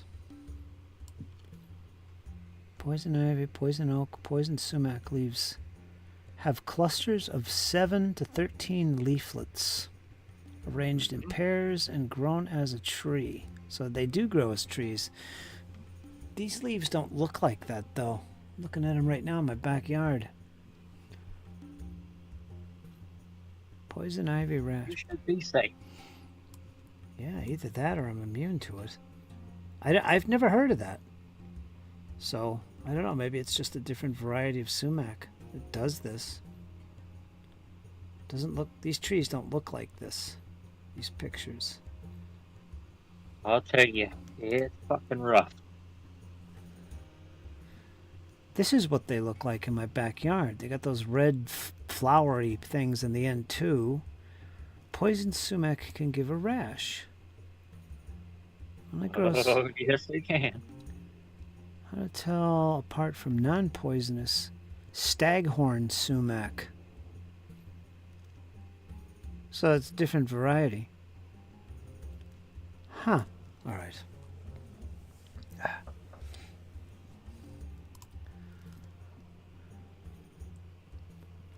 What's this? This is a poison sumac. Can look like a bush or even grow into a tree. Red or brown stems with clusters of about 10 leaves each. Okay, that's small. Leaves grow in pairs opposite one another. Okay. Leaves are green in spring and summer, but change color and fall off in the autumn, like all trees. Yeah, these are different. These are much longer. There's way more than 10 leaves on a limb there. And they're longer. I don't know. This picture's similar. There's more of them. I don't know.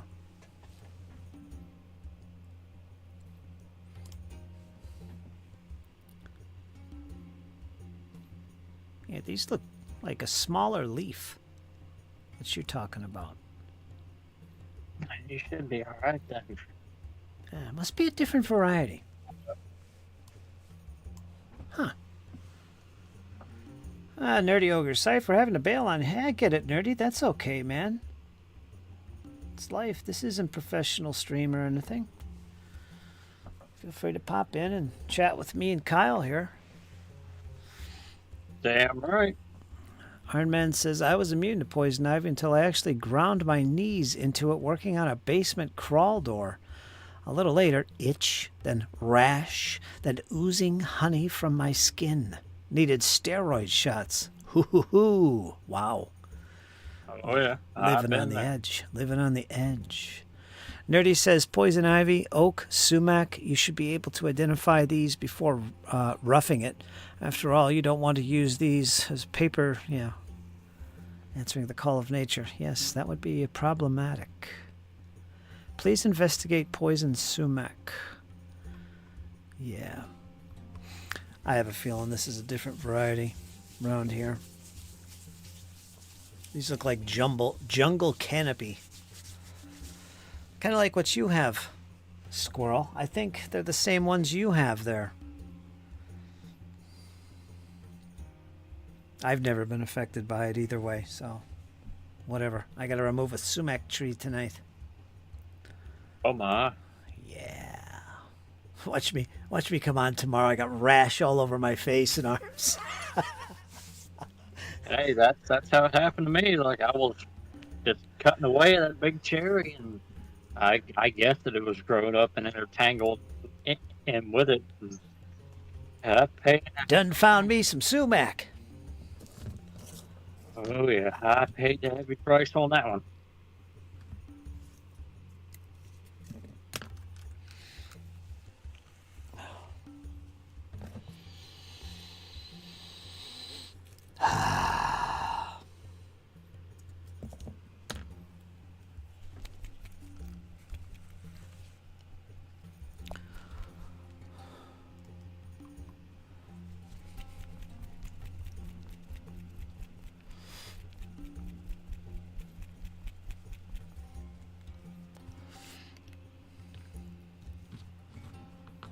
How big's that sumac tree you're going to take out?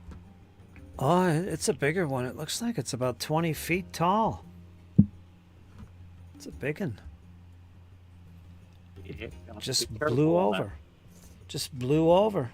You know how they get their very soft wood. Very soft. Yes, sir. Wind must have been blowing and knocked it right down. That's all right. I'll get some firewood out of that, a little bit. Cut it up. At least you're getting a good start on it. I'll make some flutes. Sumac is good carving wood. Nice soft wood. Nice to make things with sumac.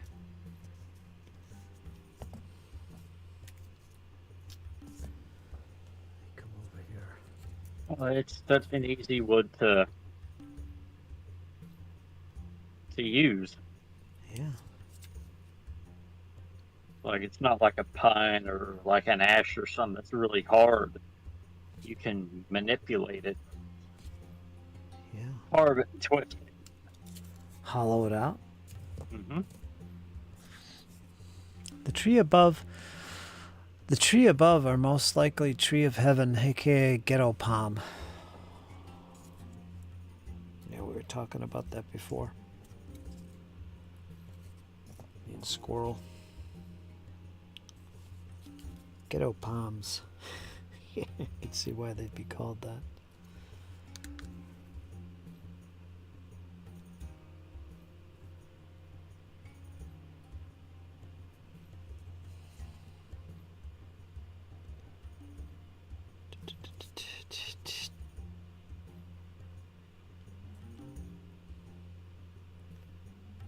See if Karma pops in today. She knows. She might drop in. She said she would. Dizzy was here for a while. Oh, she didn't join the chat. Dizzy. She's about to get a job. Being a... Maybe she told you. Kyle, she's looking to get a job working for the VA as a scheduler, I guess. So that sounds very promising for her. That's good. That's fantastic. Fantastic news for Dizzy. That's awesome. She seems pretty excited about it. So that's good. Get out of the house and get a little job going and making a little money. Good stuff. Yeah. She didn't say nothing to me. No. Well, I just found out she put it in the chat today. It's okay. It's all good. Oh, yeah, it's fine.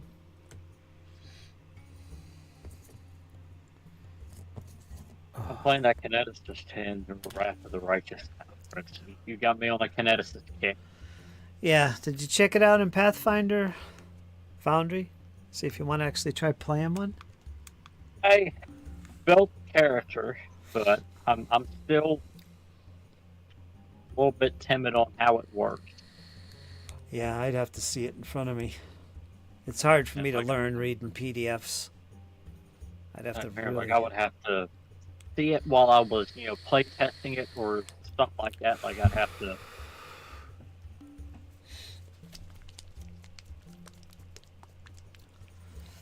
I got to tinker with this more.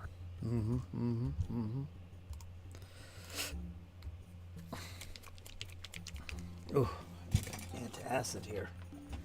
Rawr. That ain't good.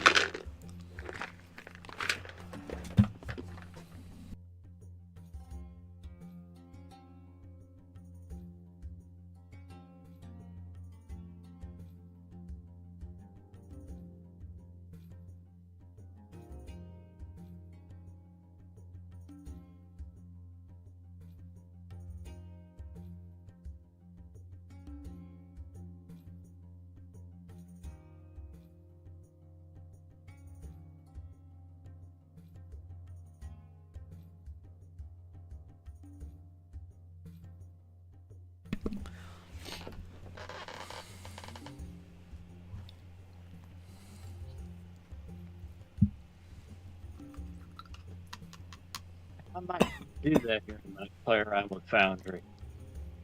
But I'm definitely interested in playing it. I mean, it's something that's different. Like it's way different.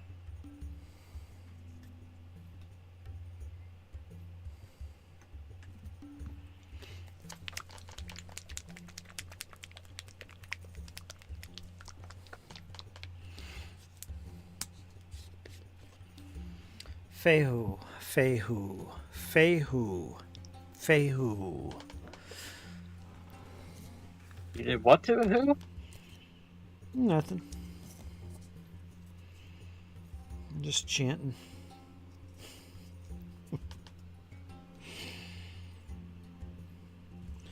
Let's put a little sky. This isn't really sky blue. It's very light blue. Put it on one of these pom-poms. Designating, I think that's the first company of a battalion. I think they wore light blue pom-poms on their shekel. I think it was the first company. So we're going to paint a couple pom-poms, light blue. There you go. Uniformology, man, uniformology. Gotta look right.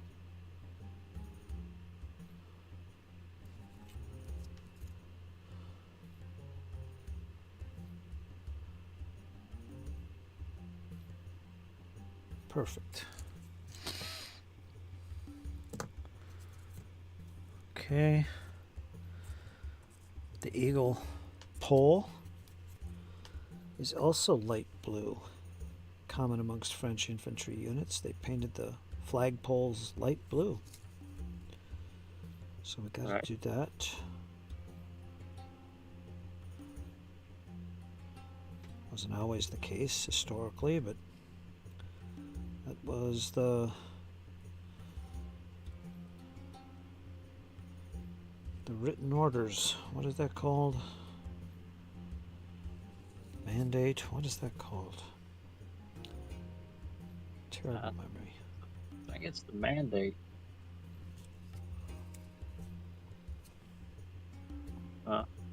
Couldn't be a documentation. The prescribed. The prescribed Doctrine. color. No, it's not doctrine. It's like written in a manual. What's that called? I can't. Manuscript? No, it's a military manual. What is that called? Military manual. I can't remember. Doesn't matter.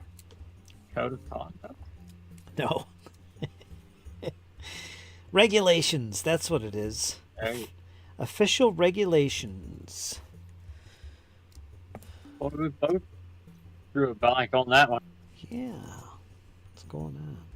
I have a terrible memory. I have brain damage. That's why. It's getting worse as I get older. I still don't know how I managed to play Pathfinder with you guys. I don't. You do it very well. I'm afraid I'm gonna get to a point where I'm gonna have to. Well, we're just gonna have to play D&D Basic, or we're gonna have to play Drak the Manor. I can't handle these hard games anymore. It's not working. And we're If we get to that point, I'll still be here to back you up either way. yeah. I appreciate it. I know you will. Rules and regulations. There you go. The regulations of whatever year, 1812. The tree above or I read that.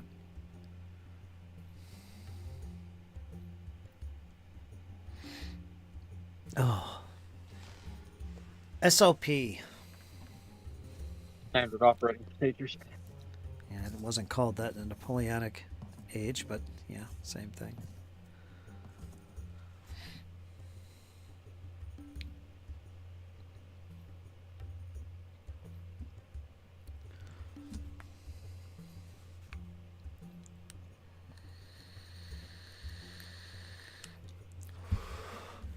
Let's go to my reference page here from Perry Miniatures. I love these little informative pamphlets that come with the box sets. They're so well done. There is so much information on these things. It's amazing.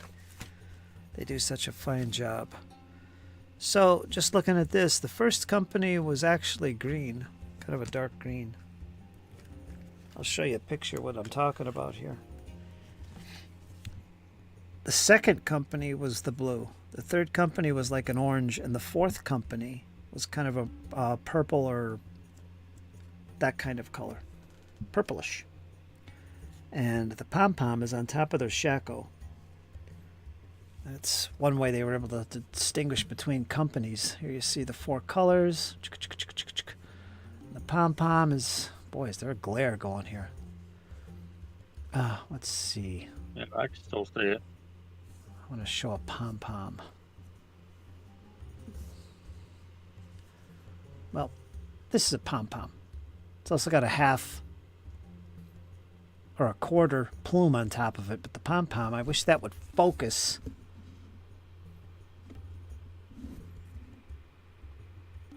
Nah, there's no such thing as focus. There it is. See that little round green ball? Right, yeah. Yeah, right there. That's the pom-pom. This one happens to have You're like painting them? this has a little quarter plume on the top of it, probably denoting a grenadier. Those are plumes. There's epaulets. Let's go over here. There's another pom-pom with a quarter plume. There's a pom-pom with a shako cover. There's the guy with the pom-pom. If I can get him in the shot. There he is. Yeah. So that's what I'm talking about. Pom-poms. Okay, you gotta wave that flag around. Yeah, I guess so. It's like a bunch of marching bands. What's going on here? Battle of the bands.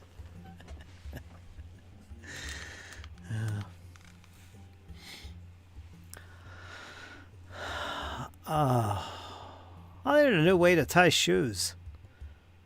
Now they don't come untied. Scandinavian knot. Do I know that? No, I'm thinking of the fisherman's knot. Did you ever hear of the Scandinavian knot?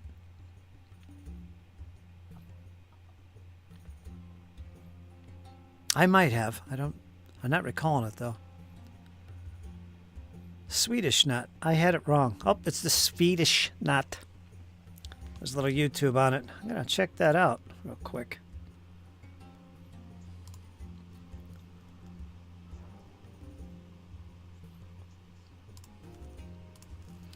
Let's check it out together. What do we do? What do we do here? Copy.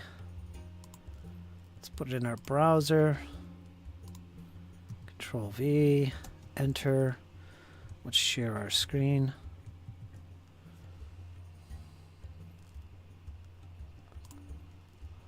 What? What kind of commercial is this? Oh, it's kind of freaking me out. Hold on.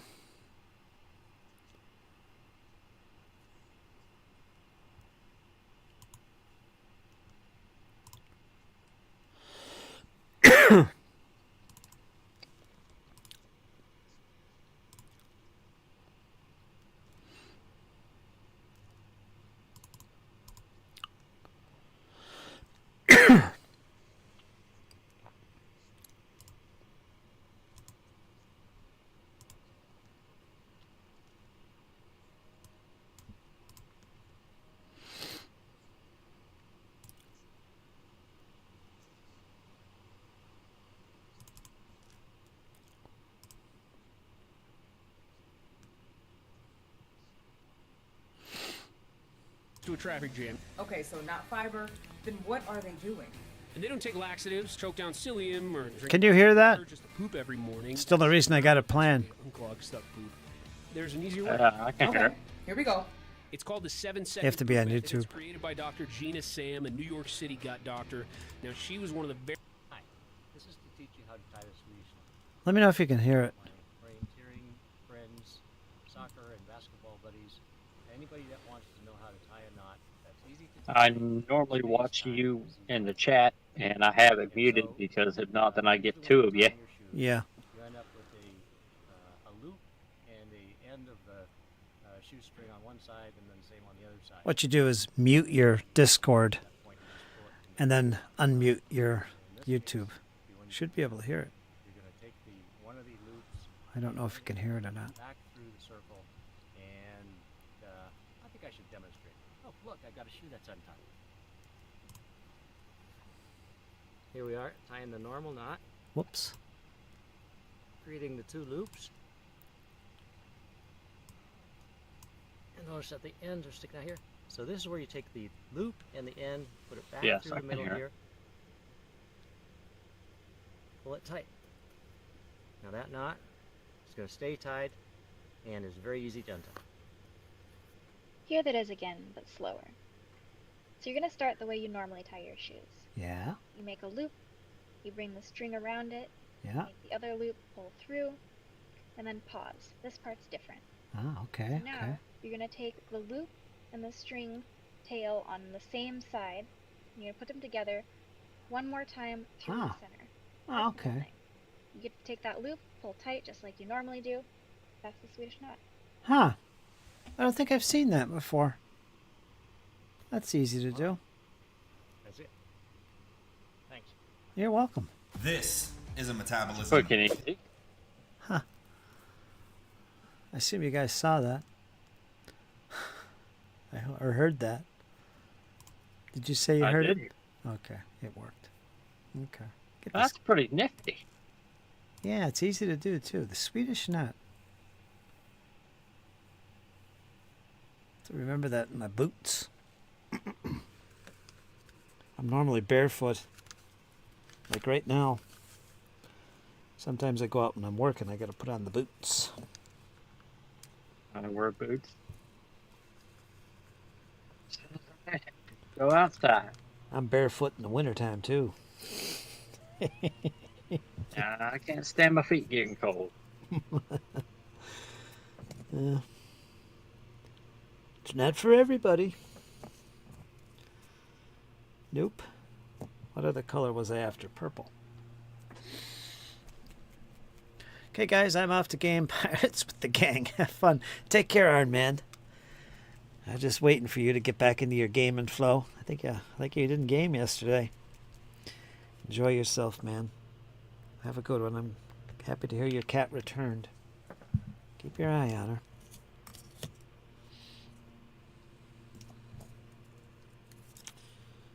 Yeah, that was good. Kind of had a suspicion she would.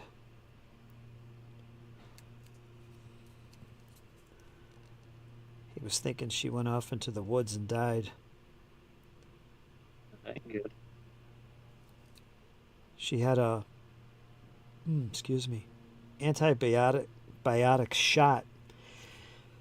And shortly after he brought her home, she disappeared. She wandered off into the woods. The vet said, well, there's like a 1 in 18,000 chance that she might die from it. It might be fatal.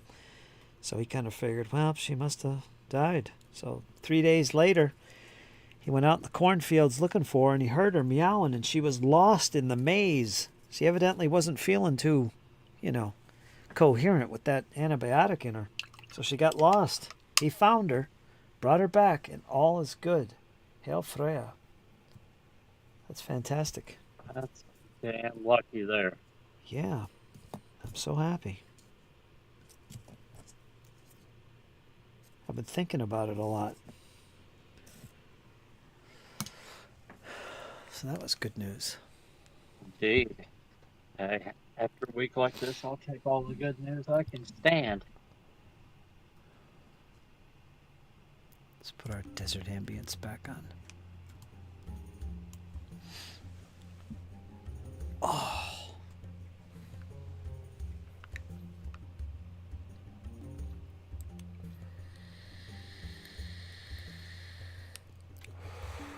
You know what I'll do? I'll shoot a little video, little backyard video. Squirrel, if you're on there. You too, Kyle. You can check this out. I'll shoot a little video later on tonight when I go out there to start hauling that tree out of there. Right. I'll show you the sumac, what it looks like. The sumac I have all over the place. They grow like weeds. They're very invasive. I usually, cull them and keep them back, but, we got a lot of property. I can't do that. Yeah, I'll show you what it looks like. I'm game for that. You know me, I'll be around.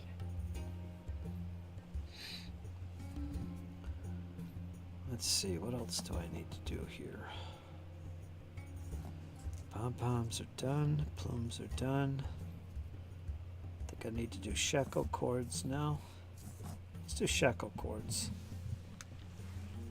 I'll show you that big old sumac laying in my freaking backyard. I haven't cut the grass in maybe a month and a half because the lawnmower's down. Jesse forgot to bring up the tool I need to get into the spark plug because he thinks that's what it is. So I can't mow the grass. That's all right. But yeah, you guys can see my backyard again in full swing. Spark plug wrench. What'd you say? They're a spark plug wrench. Yeah, this one's sunk deep in there. You can't get at it. I need one of those long, what are they called? You know, the Extension. yeah, one of those long ones to go on the wrench ratchet there. To get to it, I can't reach it. So damn. Oh, it's one of those recess buggers. Yep, Oh, I hate that. yep. I don't know why they do that. Make it hard. So you have to take it in to get it repaired. Just to change a spark plug? Come on. Yeah. That's why I do it myself. Yeah. I've made extensions. I've made wrenches. Yeah, you could do that. Yeah, I suppose I could too. I have to look around, see what I can make one out of. Jesse's got all the freaking tools. He took them down to his house, so I don't have most of the tools we used when we were doing our landscaping. All that stuff is... He's got it all. Bugger. I don't even have a crowbar. And I need one desperately. He's gonna bring one up though.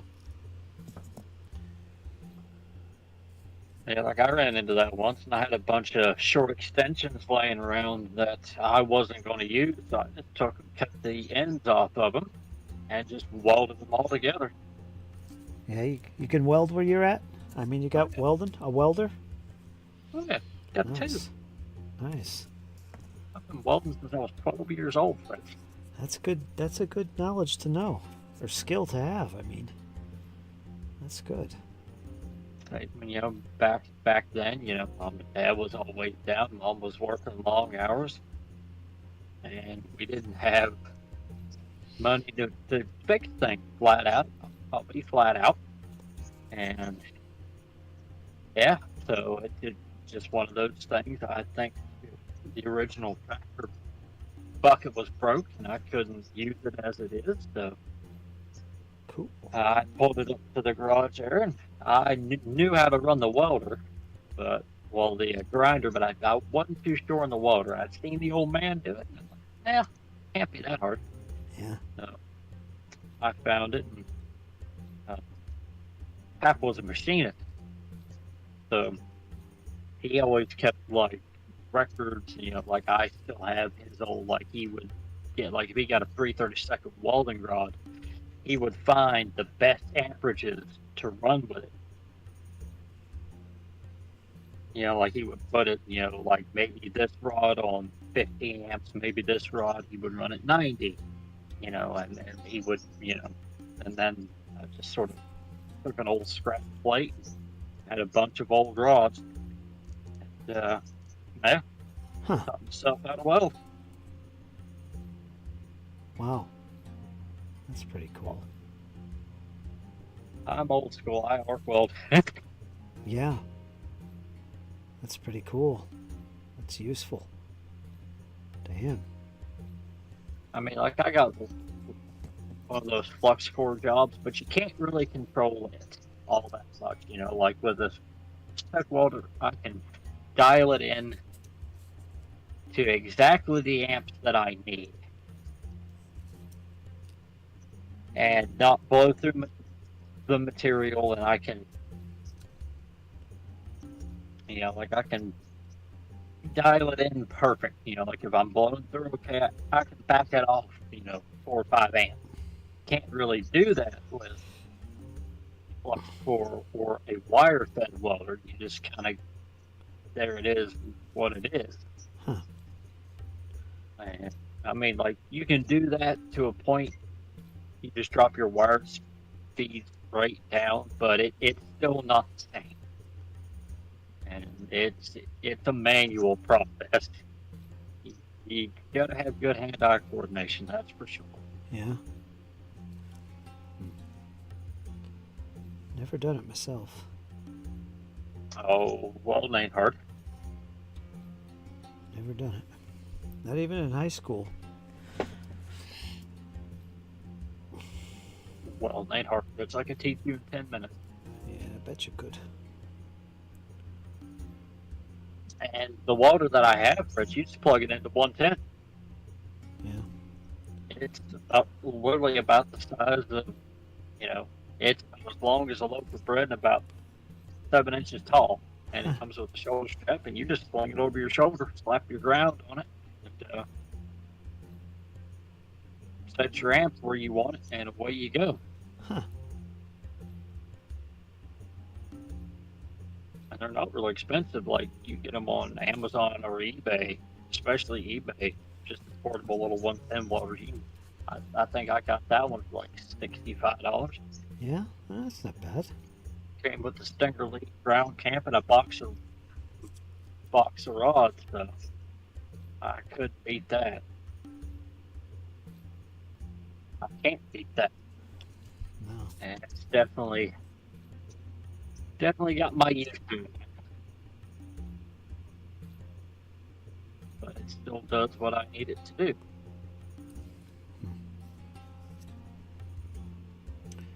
Oh, damn it. I got a buddy of mine. He's a big flux core guy, and he likes to, run MIG and, gas and all this fancy setup. I'm like, you don't need that. To weld, just to stick something together, or to weld up, like a frame or like a plaque or something, you don't need all that fanciness. I've done the same thing that he does, with just simply a box of rods and a little bit of time.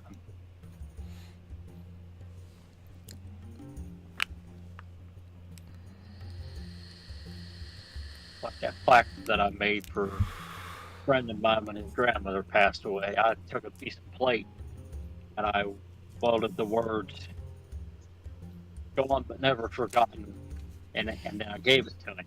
Mm-hmm. And they still to this day can't figure out what kind of magic I used to weld that. Yeah. Nice. Oh no! Whenever you can weld letters and words, Fritz, you know you can weld. Yep. Damn. The old man always used to tell me, when you can write your name with it, you know you can weld. Quite that good yet, but I'm dang close. Yeah, you're getting there. And it's just practice, finding what works for you. Like I can sit here and tell you what amp range to run that rod at, but you might want to run it. Say like if I tell you, hey Fritz, go run that rod at 80 amps, you might feel more comfortable running it at 90 or 60, or everybody's different.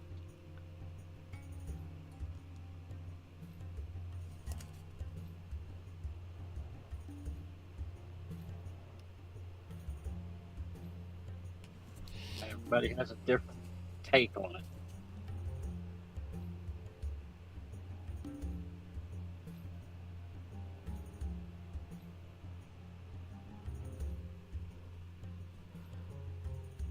Like me, for example, I prefer to weld hot, which means I'm on the upper end of the amp range with the rod because I want it to burn in nice.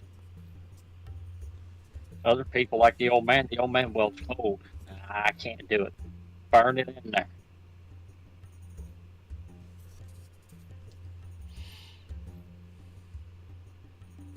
How is he doing, by the way? He's hanging in there. Just one day at a time.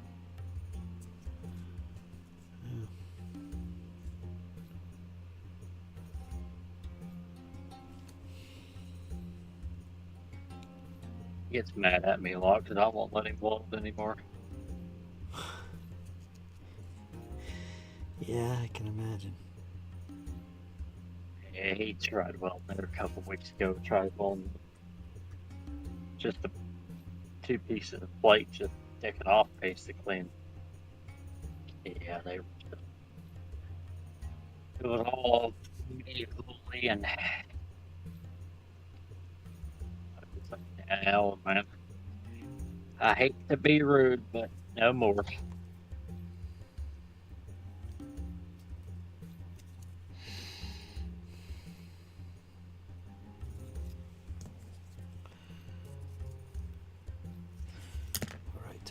yellow.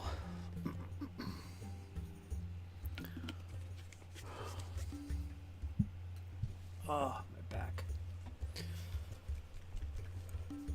Every something around welders, cutting torches, all of it. But the Okay. only thing I haven't messed with is plasma cutter. Let's read something while I take a break here, Kyle. I'm going to read some of our campaign that's coming up.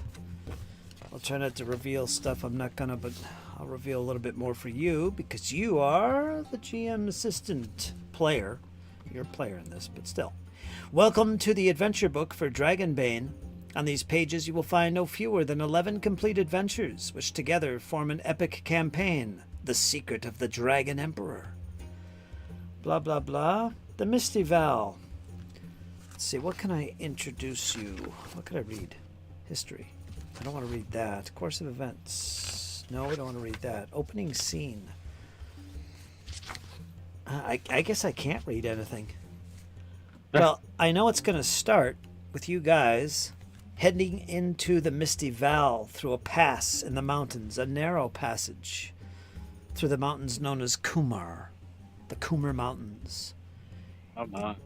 Its ancient but still discernible road makes it an important route for adventurers, settlers, and others seeking their fortune in the Misty Val, which is what you guys are up to.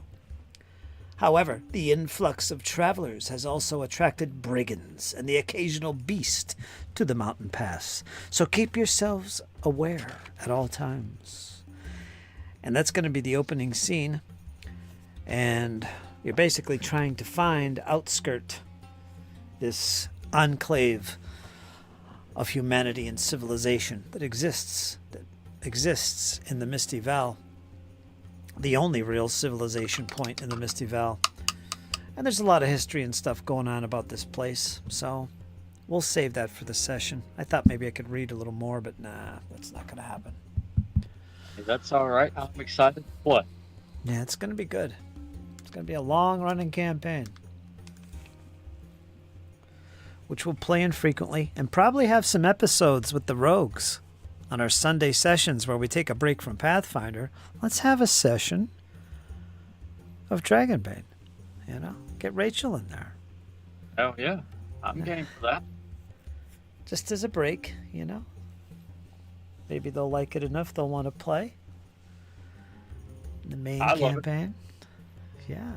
I absolutely love it. It's been a while since we played, too. Oh, it feels like it's been ages. Last track I had, Trump bit the dust.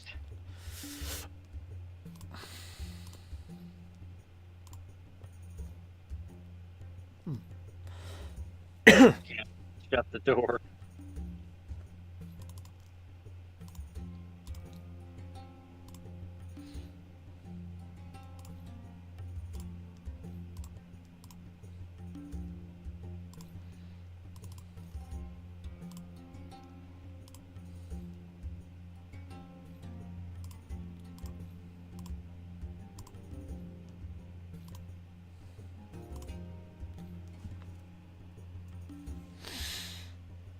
Yeah, we'll probably have another little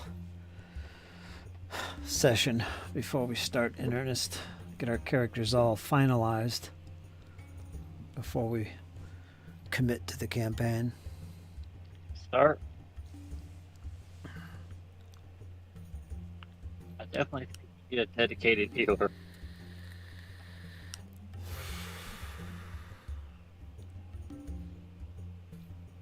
Someone who can just heal and lay it down. Animist? What I'm thinking. Animist? I think the Animist is the only one with any healing. What about general spells? Are there any healing and general spells? I think there's one, but most of your general spells is like utility stuff. Yeah.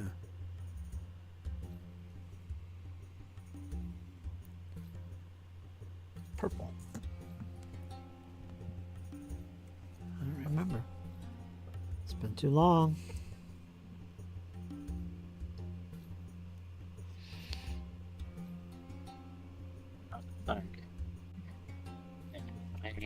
you're having much better luck. Huh?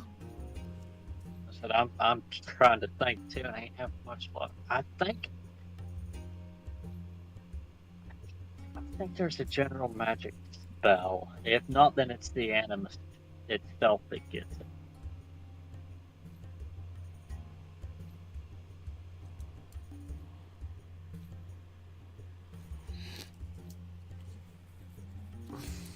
I got the freaking book right in front of me. Let me grab it. I asked these questions. You don't have the rule book yet. Not yet. Not yet, but you got it ordered. When's it coming? I got that bitch ordered though, Fritz. I got it ordered. When's it coming? The full kit. When's it coming? They processed it, so I'm hoping it ships out today or tomorrow. Excellent. Yeah, there's nothing in general. Animism. They've got treat wound. It's rank 1. Prerequisite is animism. Requirement, word. Casting time and action. Range, touch, duration, instant. You heal another living creature for 2d6 hit points. For each power level beyond the first, the spell heals an additional d6. That's pretty useful. Damn, that is useful. Here's another one. Here's another one for animism. Heal wound. That one, you heal another living creature 2d8 hit points and 1 non-permanent severe injury, which is something we haven't used yet. Severe injuries. Whenever you're taken to 0 wounds and you survive, well, there's a chance that you're going to have a permanent injury or a severe injury. It's a table you roll on. Anyway, heal wound does 2d8 hit points and 1 non-permanent severe injury is healed. For each power level beyond the first, the spell heals an additional d8. And finally, well, there's restoration. Prerequisite, you got to have heal wound, the one I just read.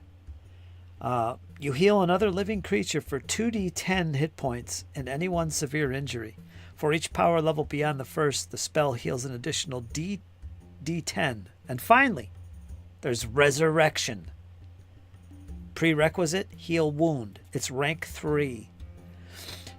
You can channel nature's forces to resurrect a dead person. Not as undead, but truly alive. This costs the mage 1 point of will permanently and reduces maximum willpower by 1. The more time that you have passed since the target died, the more difficult it is. Within the same shift, requires power level 1. Within a day, requires power level 2. And within a week, requires level 3. So 6 willpower to do it, plus you lose 1 permanently.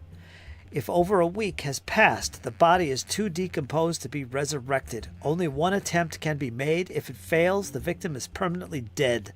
A person brought back to life loses D3 skill levels in all charisma-based skills, minimum 3. So there's your magic healing in Drakdamanor. Oh, it's so good. Yeah, it is. Animus, yeah. That's definitely where it's at.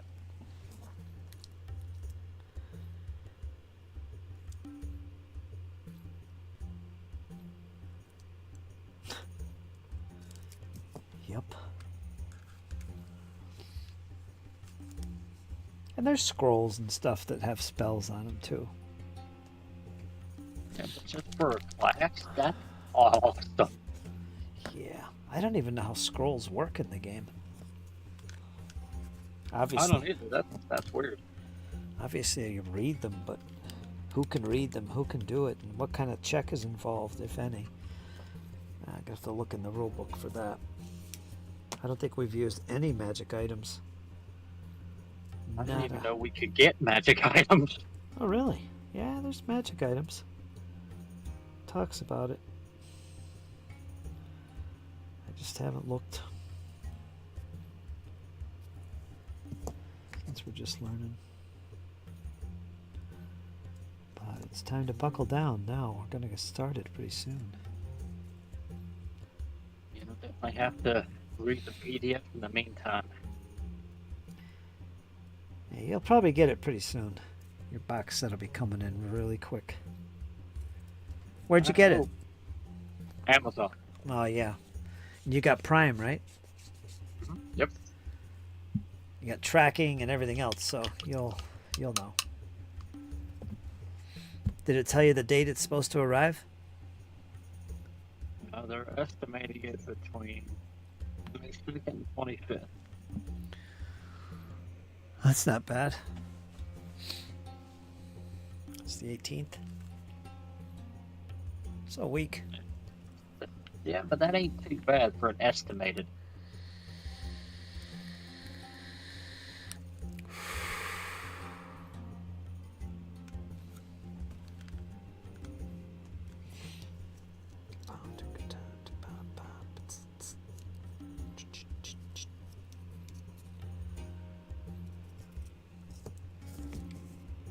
All right, let me focus on just this one battalion. I gotta get these guys done. Okay. Sorry, I keep getting Fritz all distracted. No. It's me. I don't know what the hell I'm doing. Bouncing between colors here.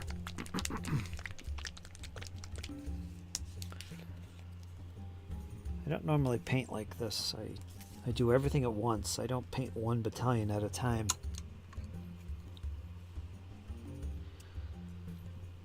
Throwing you off. Yep. But it's getting a lot done. I must say, a lot done. Short amount of time, so I gotta do this more often, I think. Let's paint the drum. Nothing wrong with trying something new every now and then. Let's do the drum.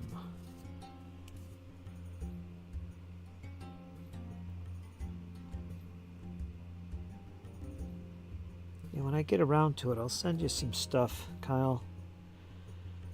In the hobby here, hobby-related stuff.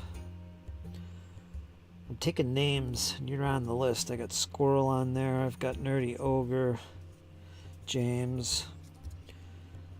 Because I have a lot of stuff, miniatures and game books and stuff I'm never going to use. And I can't sell them, so I'm just going to give them. I'll just send them to you. I'll pay it, of course. So I'll keep that in mind and find something for you. Some miniatures and stuff, and some books that might be useful for you. Okay, well, I'll pay you back. You don't have to pay me. You've already paid me enough, man. But I appreciate it. What friends are for, helping out. That's what friends are for. Dun, dun, dun. You're right. I've Absolutely. been there tight times. And I've been there and I try to help out as much as I can. You do.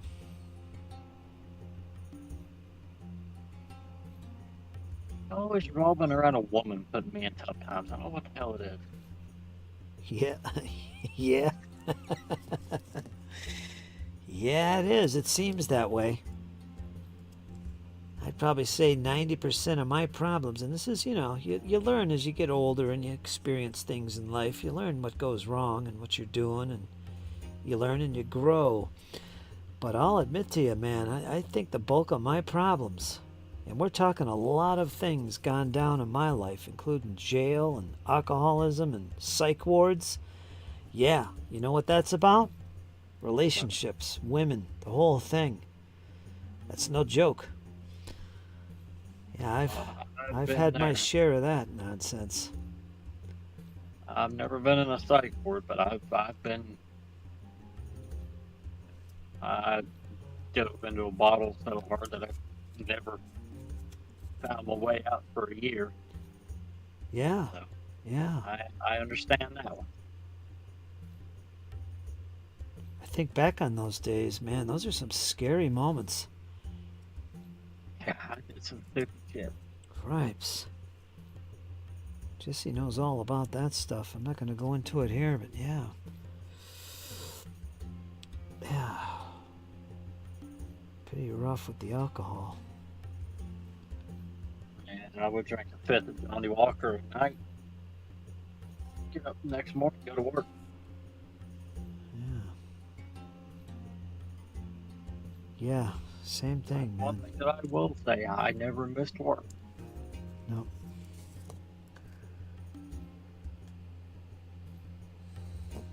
I got it shaved for a year, so I look like a damn werewolf, all uncouth and untrimmed.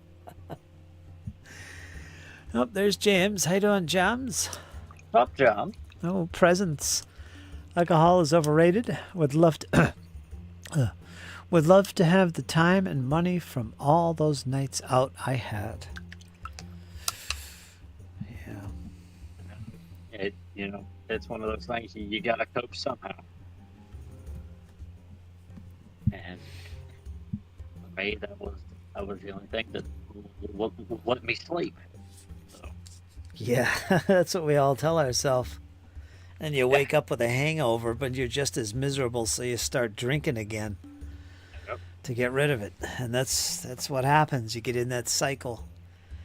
I've never had a problem with alcohol. I mean, I could quit with a snap of fingers, but I intentionally stayed in it and did it because of what we just mentioned. Just being able to sleep and just to have that moment to forget. Yep. But that stuff goes away. And thankfully for me, so did the drinking. It's nothing worse than getting the shakes and having a hangover and it lasts for like a week or two and man, a month. You still got the shakes from withdrawals. It just ain't worth it. Damn. well, I've never had the withdrawals, but I'm much like you. Like I could go hard into that bottle, just crush that bottle, and then set it down, and not touch it again for a couple weeks. And that's just how it was. I could hit it really hard, and then, like if I wanted to, I could have left it alone. But it's kind of much like you. I just didn't want to leave it alone. I needed to sleep. I wanted to sleep. I wanted to get back to my hobby. That's what straightened me out. One of the things that straightened me out was my hobby. James says, I'm fortunate I have Ree. That's his, I guess, girlfriend. I don't think he's married. No, you're not married. She is stubborn, a scatterbrain, but she has my back. And that's good. That's all you need. Might let her sleep in the house tonight. Might let her sleep in the house tonight? What? Oh, he's We'll change her water bowl at least. Yeah. No, but I never had problems with DTs or withdrawals. I just never did. But, then I met you guys. You know that story behind that. Yeah, we won't go there. I know all about it. And that's whenever I was just kind of like you said, I want to go back to my hobby, and I want to do something I want to do. Yeah. Something that I find enjoyment with, and I found it. Yeah. I still drink. I can still drink. I'm not addicted to it. My brother died of alcoholism, cirrhosis of the liver, but it didn't affect me that way. I drank for 8 years straight. 8 years straight, I was out of it. But somewhere in there, towards the later part of it, I limited myself to drinking on weekends only. And then I went back to drinking every day. I literally, for 8 years, drank every single day in a stupor. And it was bad. I'd go through a case of 30 Bud Light or Bud whatever. 30 beers in a day. That would usually last me a day and a half. So I was spending money out the wazoo. Then I turned to the hard liquor. I was drinking cheap whiskey, like Seagram's and that stuff. I was drinking that, and I'd do a whole bottle in a day. And this was every freaking day. Oh yeah, I've been there too. Crush a bottle in an afternoon. And wine. Oh, I loved wine. Me too. I still get me a till of wine every now and then. Oh yeah, me too. I just don't like hangovers. So I don't drink too often anymore. I haven't touched it very much since I started working again. I think I had one drink last night. One little, like, 3-ounce Jack and Coke, and that was it. Yeah. Well, that's okay. Nothing wrong with that. I'm not a Plus, I'm not a casual drinker. I have a hard time just, let's settle down. I'll have a glass of wine with my meal. I used to be able to do that, but I still can in a way. But with me in my mental state, it was if I drink, I'm drinking to get blasted out of my mind. And that was every freaking day. So, yep. I found you guys, like, I didn't care if I woke up. I didn't care if I got out of bed. Just didn't give a shit. If that bottle was there, Yeah, go figure. I was in it.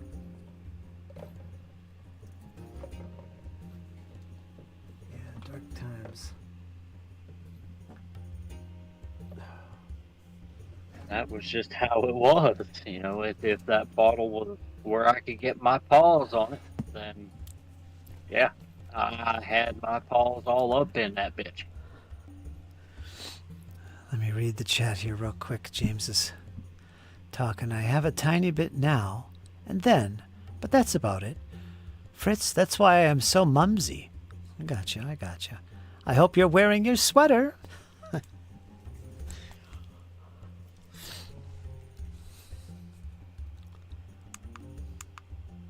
Yeah, we've all been there. Usually over a woman or some type of relationship. That's exactly what it is. And brother, I'm telling you, it ain't worth it. It ain't worth it. It ain't worth drinking yourself away over some ridiculous relationship woes. Man. And it kind of took me a long time to figure that out. It's just hard though, right? When you want to escape from this misery that you get stuck in. And hey, it's easy just to drink. Whenever it wasn't your choice in the relationship as well. Like whenever you're like all gung ho like into the relationship, and all of a sudden you find out that they ain't gung ho anymore. Especially whenever it's somebody pulls the plug on you whenever you didn't see it coming. That's whenever you're really just like, I've got to escape this. I've got to get out of it. Give me something. Hell with At least this. that's what it was. And yeah, found the bottle and just stayed there. Yeah. If I wasn't working, I was drinking. And I'll be honest, a few times I was drinking while I was working. Yeah. Well, you seem to be doing pretty good nowadays. Getting my mind right, getting everything back the way it's supposed to be. Yeah. Got a lot of folks around you supporting you, so you're doing good, Kyle. You're doing good, Kyle. Especially that situation, like I walked away from everybody. And that's, really the worst thing you can do as well, is isolating yourself after an event like that, because then you just stew in it and it becomes worse. Stew. Yep. And the more I stew, the more I drink.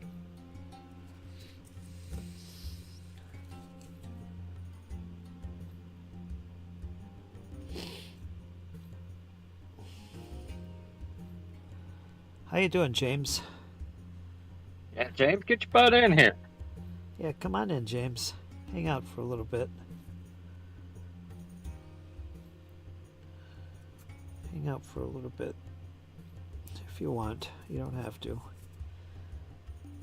But you're always welcome. All played up being a nerd. What did he say? Yeah. He said we've all played up. Being a nerd is more fun and more sustainable. James said, no, I haven't slept. Boy. Like a gnome train driver. Yeah.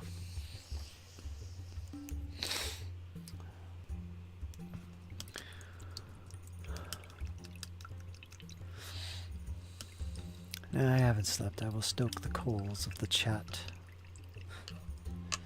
That works. That works, James. That works. Good news, Iron Man found his missing cat. It's not dead after all. She was lost in the cornfields for 3 days. He finally found her. So she must have been disoriented after getting that shot, the antibiotic.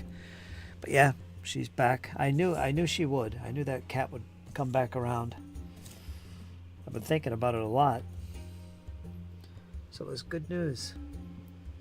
Today's a good day for good news. Getting a lot of good news today. Dizzy's got a job. They're going to be getting one. That's right up her alley. Got Kyle feeling good. Joining the chat. I had a tree go down in my backyard, which is good because now I got some firewood. Yeah, Very good neat. stuff. Yeah, good stuff. I don't have to cut it down or anything. Boom. Of course, I got to chop it up. I have to get the chainsaw off Jesse. Again, he has all the tools. You'll have to remind me to remind him to bring it, Kyle. Okay. Need a crowbar. Need some a ratchet set. Some wrenches, and bring up the chainsaw too while you're at it. Right. Yeah, just make him a laundry list. Little corn cat. Thank goodness. Train driver. That's good too. Oh, I gotta rest my brain.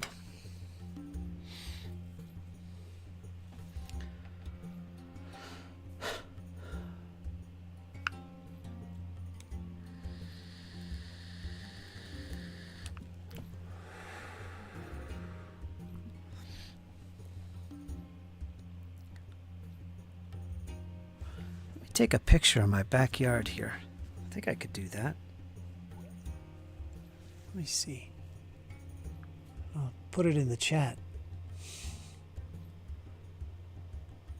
Come on, I don't want YouTube. Get the hell out of here. I want the camera. Yeah, so here's a look out my window. Right there. Let me get a picture of that tree. Sorry, Walter.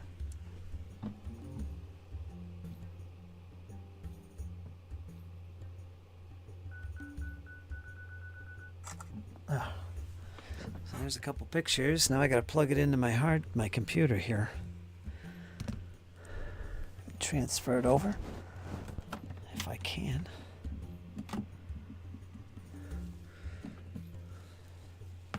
My phone is so old, I have to manually transfer. I can't run Discord on it. I can't run Facebook on it. Although the Facebook issue is probably because I don't remember my password. So I have to transfer the pictures over onto my hard drive on the laptop that does have access to Discord and other things, and I could share them there.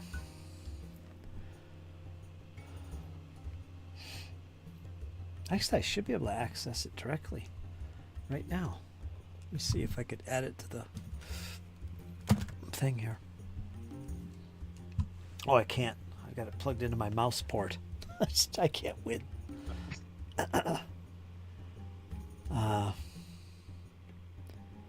Yeah, how do I do this? Oh, I gotta use the mouse pad.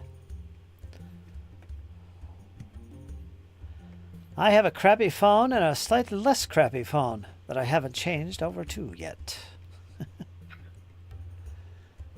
Oh, James.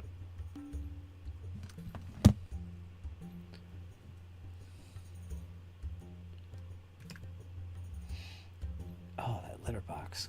Walter, what's going on? Wish you could clean your own litter box. Crazy cat. Let's see, where is it here? Camera? There it is. Okay. Let me see if I could copy them over. Whoops.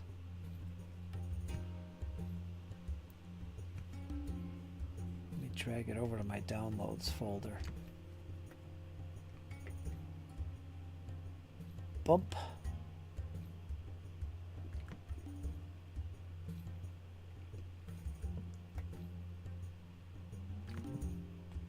There they are. Good. Alright, so I got them on my hard drive. I plug my mouse thing back in. It's a wireless, but you got to plug into the USB, this little nodule thing. You know what I mean? Yeah. So now I have access. Back into it. Yeah. Alright. Let's put these in the stream. You can see my backyard tree that went down, and also what my view is. Oh, it's nice and sunny now.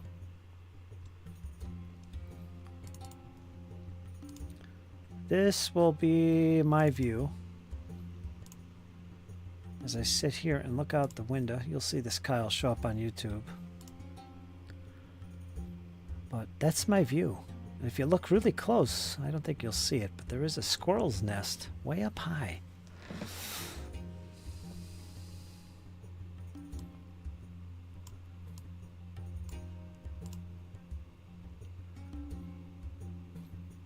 Yeah, big old maples back there. Then I'm going to show the down tree.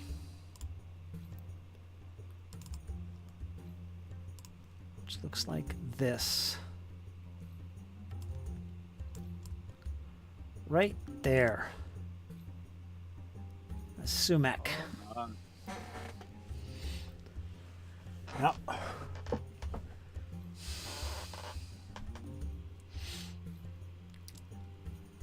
Just saw that. Yep, you got a fight ahead of you on that one. Yeah, it's not bad. I got it. I could pull that right over the dump if I wanted, but I do want to get that, try to get some firewood out of it. It'll burn like paper, but still. I mean, at least you can have it. I mean, Yeah. be good to start off with. I'll be out there with my hand axe. I will too. Whack, whack, whack. And loppers. That's what I'll be using on that thing. Wishing Jesse brought the chainsaw. I don't think it's that bad. Anyway, that's it. You gotta be careful and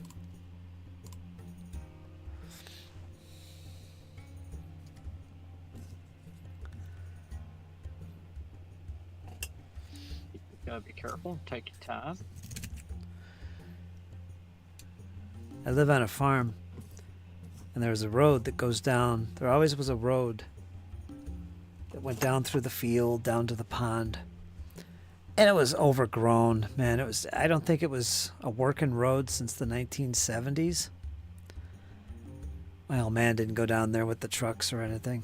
But me and Jesse will tell you some stories about this. When we got into the landscaping business, we basically rebuilt that road, plus an additional road. Chainsaws, axes, and a Chevy 1500. No, it wasn't a Chevy. It was a... Wasn't Dodge. God, was it a Chevy stepside? 1500. I think it was a Chevy. I'll have to ask him. Yeah, we tore out the stumps of some pretty big trees with that truck. Had a nice winch on the front or something. I think we had a winch. But yeah, we built that road. Hand axes and one chainsaw. Weed whackers. Yeah, we built that road. That was a lot of work. A lot of stories to tell about that. You'd enjoy that, Kyle. Huh? No injuries. Close calls. Just he'll tell you about the time I was standing there waiting for a tree to come down, and it was a big 60-plus footer. You know, the old timber was going on, and I'm just standing there about 30 feet away from it, watching, and it starts to fall. And he says to me, "Run!" And I just turned around and started running, but I didn't run sideways. I ran lengthways, which was a mistake. Till the last minute, I turned off to the left and got away from its arc. But yeah, I was just like mesmerized watching this tree come down. Then I ran like hell. Yikes. That's what you have to do. Yeah, it was fun. Good time.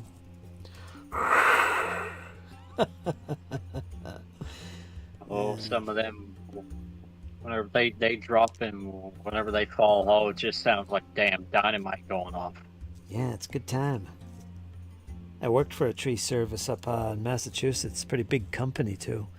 I was on the landscape crew, but every once in a while they'd have the landscape crew come in and help the tree crew. You know, where you're basically what we would do is we would wait for them to swing down the trees and drop them. They'd cut them up, and then we'd have all these stumps and stuff that we'd have to carry to the chipper. Dangerous work, man, those chippers. But yeah, that's what we did a few times. And clean it up with raking and stuff. You know, the chips and the debris from the trees they took down.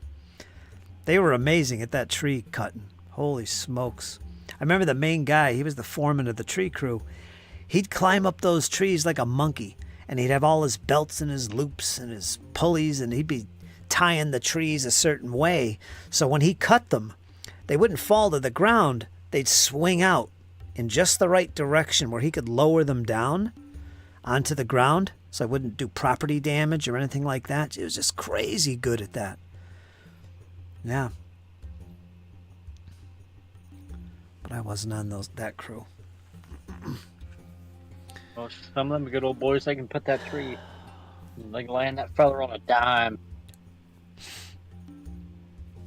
Yeah. That's pretty amazing. Oh, yeah. Just the skill of some of them, you know. They can drop that tree right there on a dime.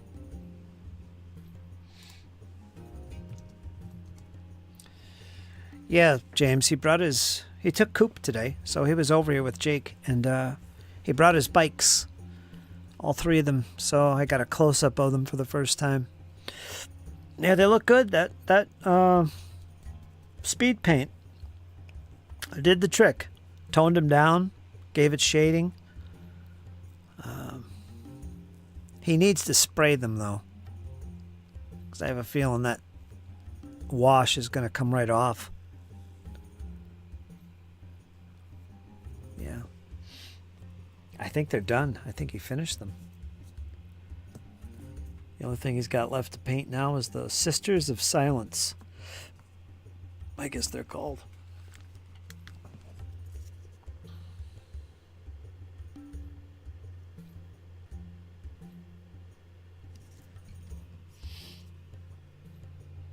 The silence sounds very roguey to me.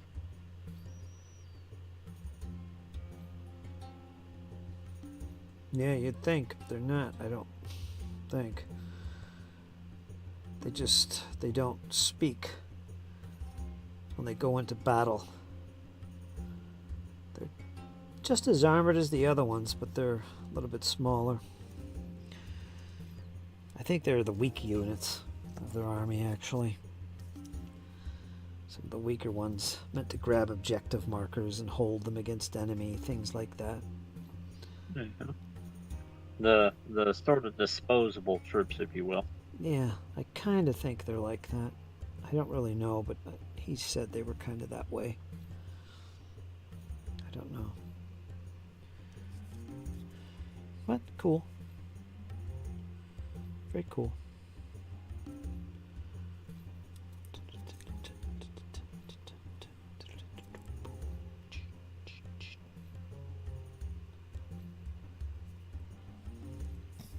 Oh.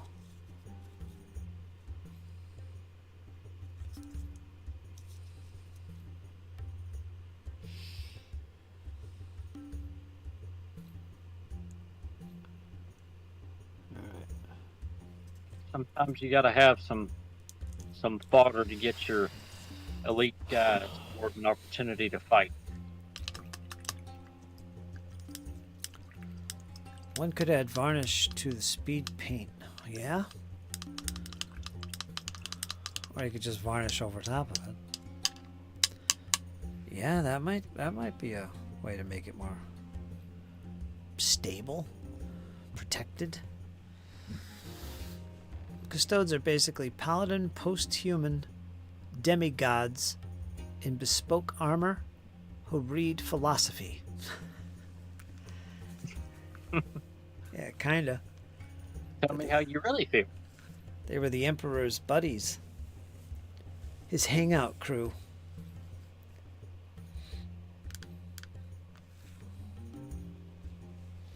I put a drop of gloss in inks sometimes.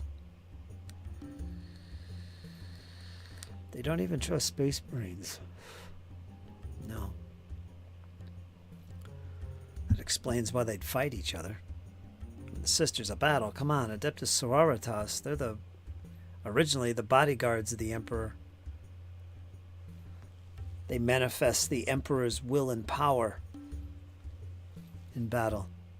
Well, so does all the Imperial troops, though, right? Except the Imperial Guard. They're wussbags. They just shoot cannons.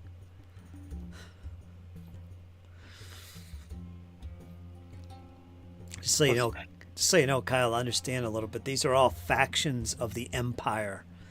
All right, yeah. They serve the Emperor, who is this nothing left but he's a carcass that sits on a throne, being kept alive through all kinds of arcane magics of the Imperium.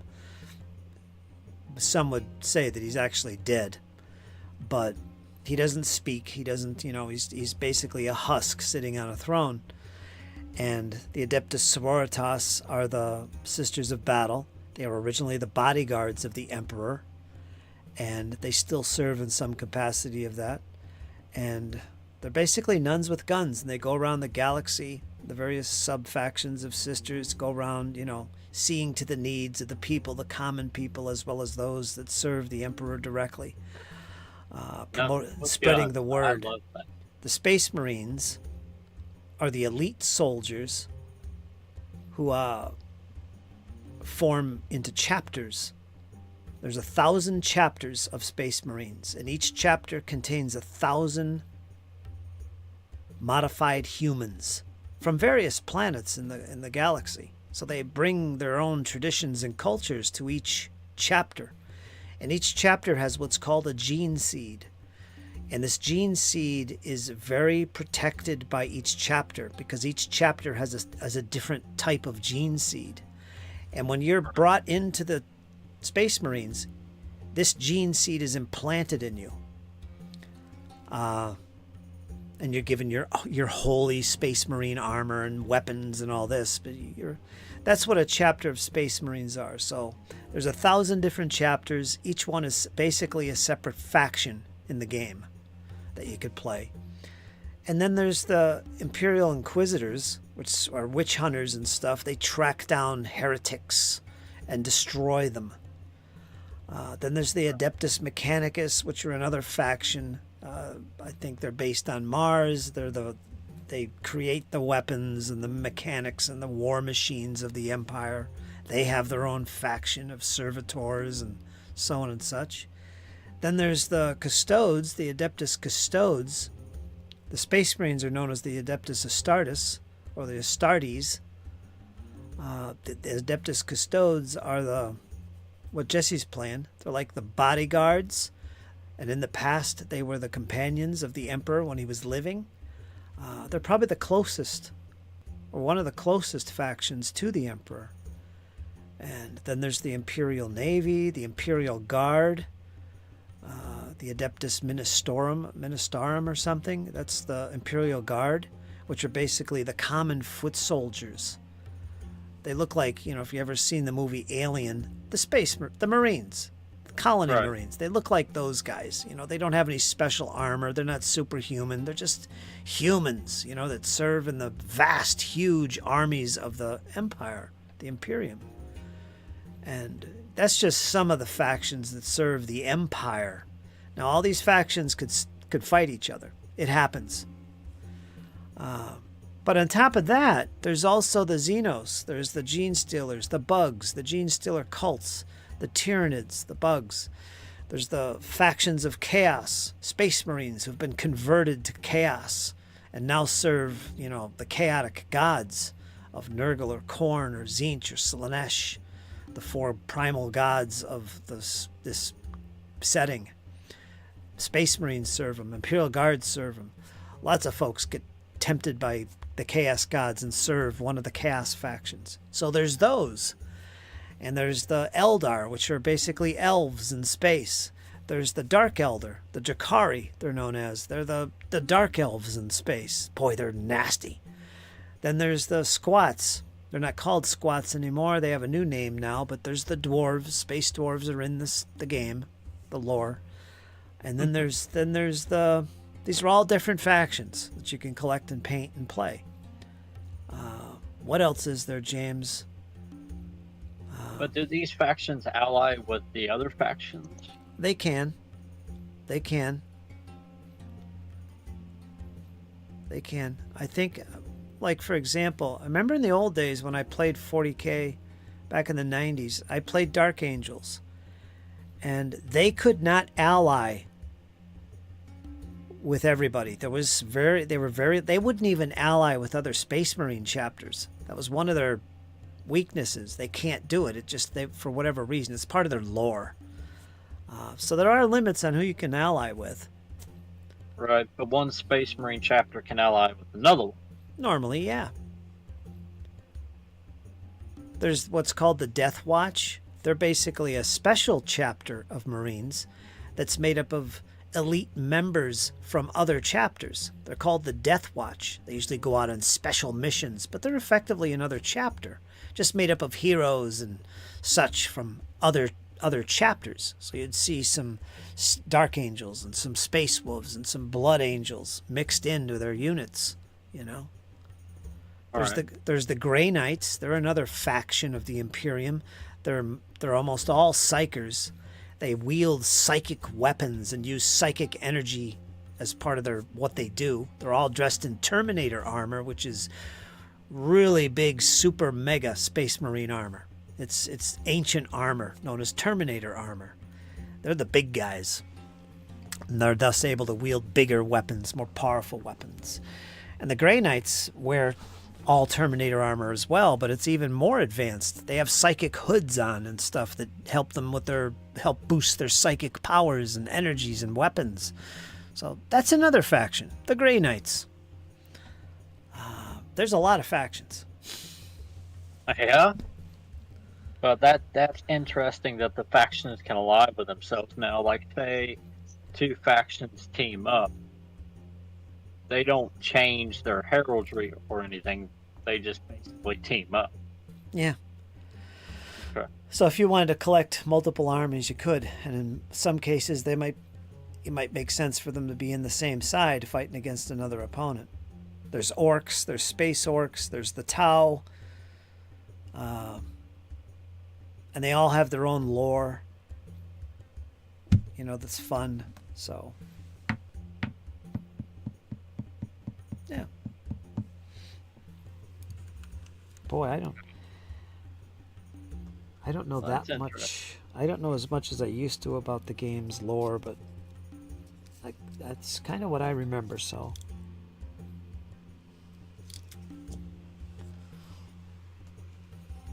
That's what I remember.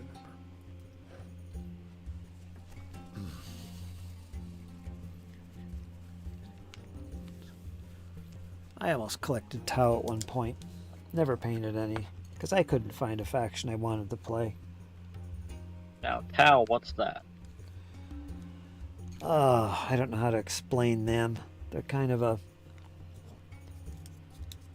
they're a Xeno race. They're not human.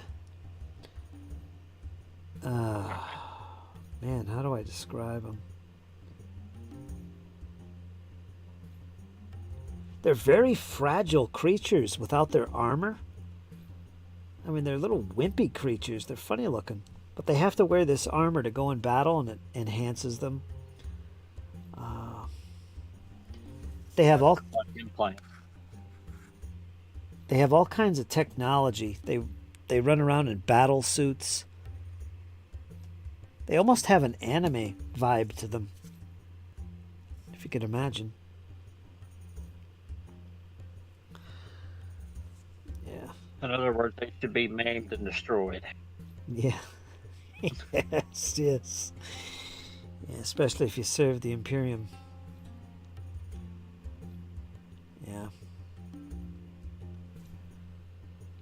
But all the factions are cool. You know, you can have a lot of fun collecting and playing them in your battles. There's a lot of good things about all of them.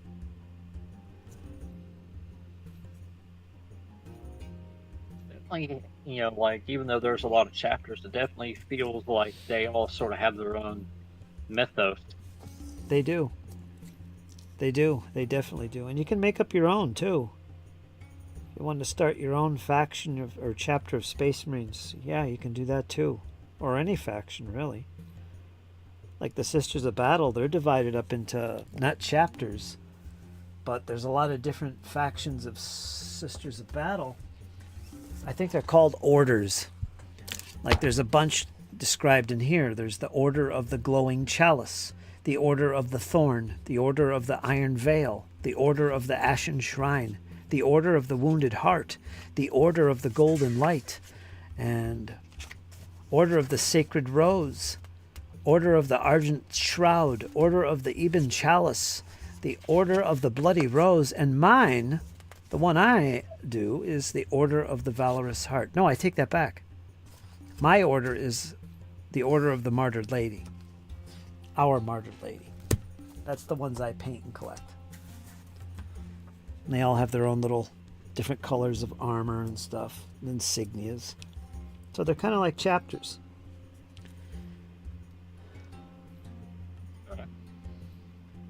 So there's lots to the lore and the things you can collect and do with this stuff. You could easily make your own if you want.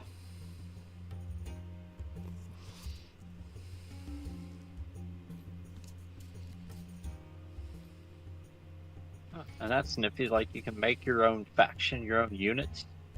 Yep. I would imagine there's a guideline somewhere. Yeah. The guideline would be the other chapters, the other orders. Just make up your own lore, your own paint scheme, and so on. That way, if you're getting into the hobby and you like to do your own thing, you can do that. You don't have to paint them up according to the lore. You could paint up a different order or chapter or whatever. Yeah, and then just make up your own lore about it. Yeah. People do that all the time.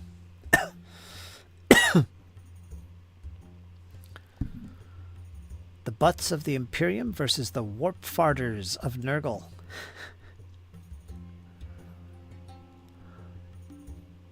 Okay. Well, I mean, if it's a good fight, we'll definitely pull up some popcorn. Sit and watch.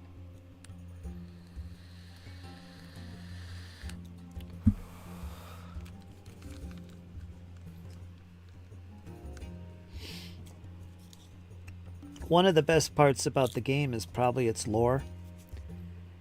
I mean, they've written novels, made video games. Now they're going to be making movies and TV shows based on the setting. And it is a really good setting. It's deep.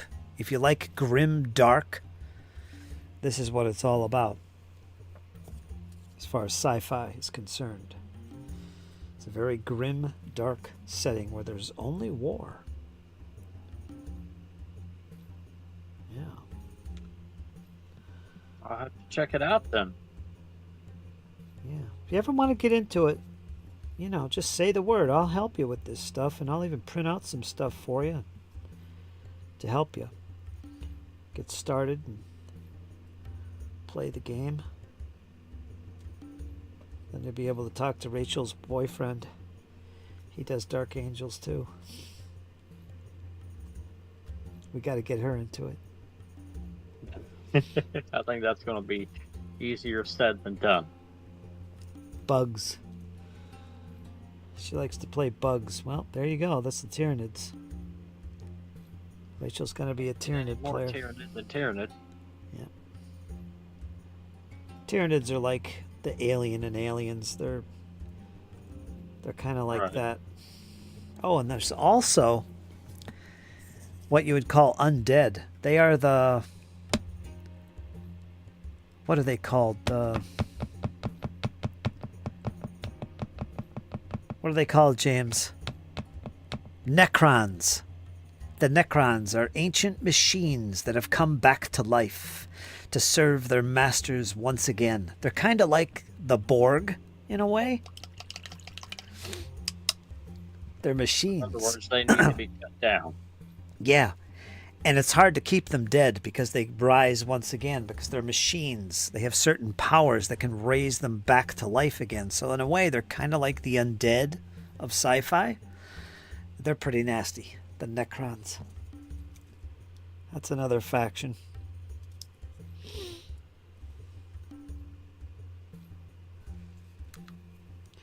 So you got lots of choices. If you really want to learn about it, go to gamesworkshop.com. Okay. And you'll be blown away by all the beautiful miniatures and all the different games they have. Gamesworkshop.com.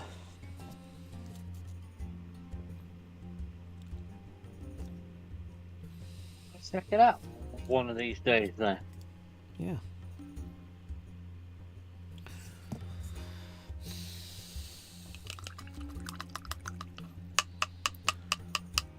All girls love Tyranids because they are like Tamagotchis that eat your face.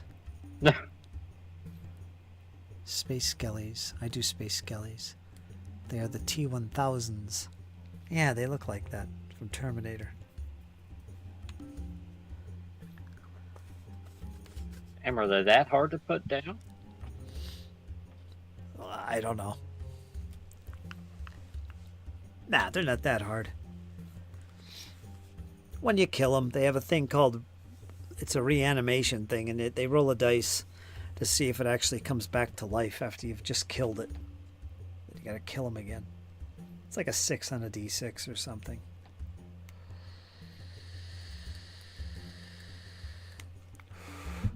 Jake's collecting them. Of course, he would play Necrons.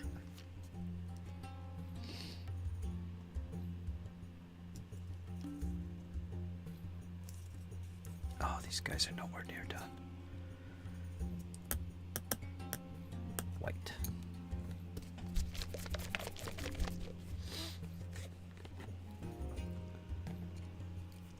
How many more you got left to do? Whole battalion of 10. I haven't finished any of them.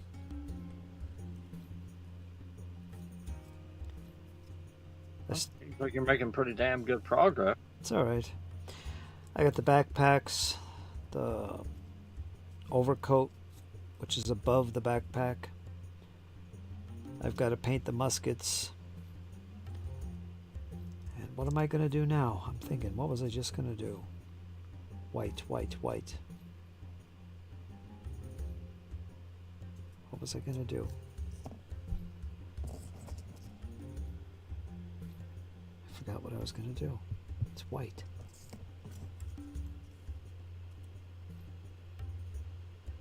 Oh, I forgot this. I got to paint those gorget. White, white, white. Something I missed that needs some white. What is it?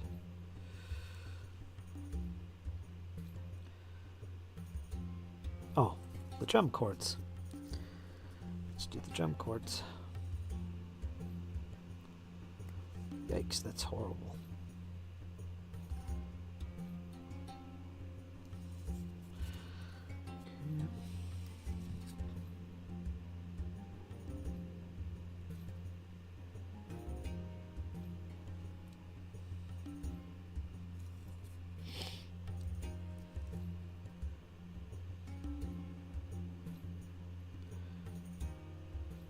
It's just another game that's out there you can play. Paint miniatures for and play games with your friends or whatever. That's all it is, just another game. I enjoy it. I've been playing it since since the 80s. 40k and Warhammer in some form or another. And I've always enjoyed it.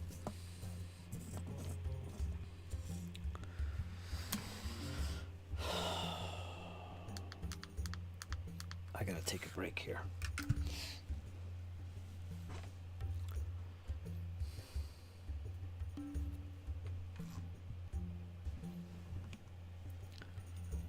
I also gotta hit the John real quick. I'll be right back. Oh, your guy ready. Yeah, I'm going back and forth in my chair. Talking fast. I'll be right back. Yeah. That's the code word for I got to get.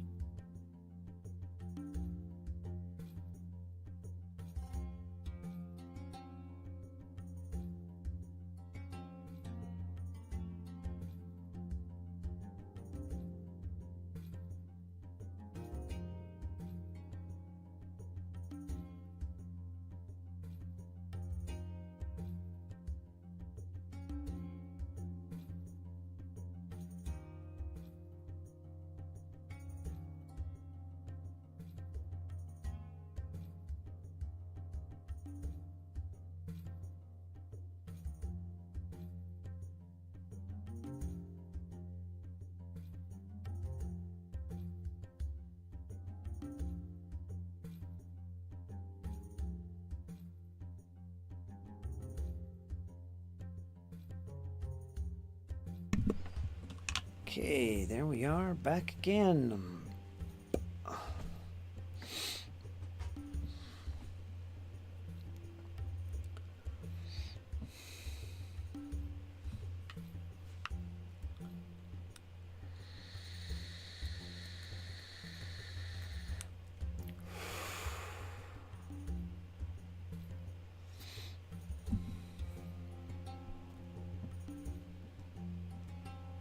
Bum bum.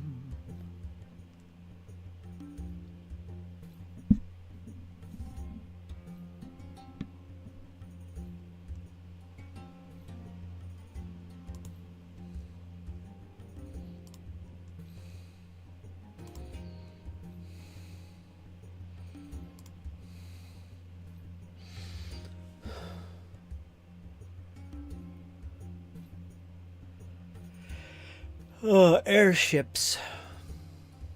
Oh. Cavalier posted some airships. I saw that. Yeah. Dystopian machines that hover in the air, fight vicious naval battles in the air. That's cool stuff too, I like. It's a different game, I guess. That's not 40k. Oh, they're very cool looking.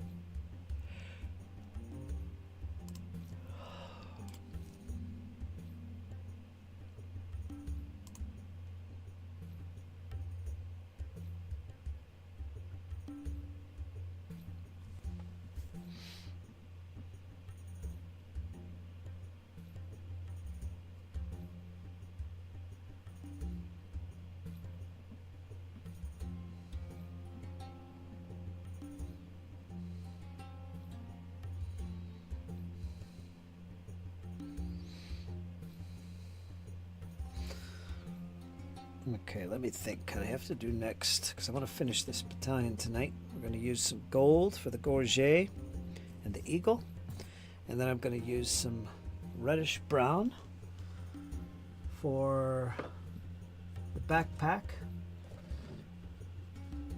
and some medium gray for the overcoat. So there's the gray.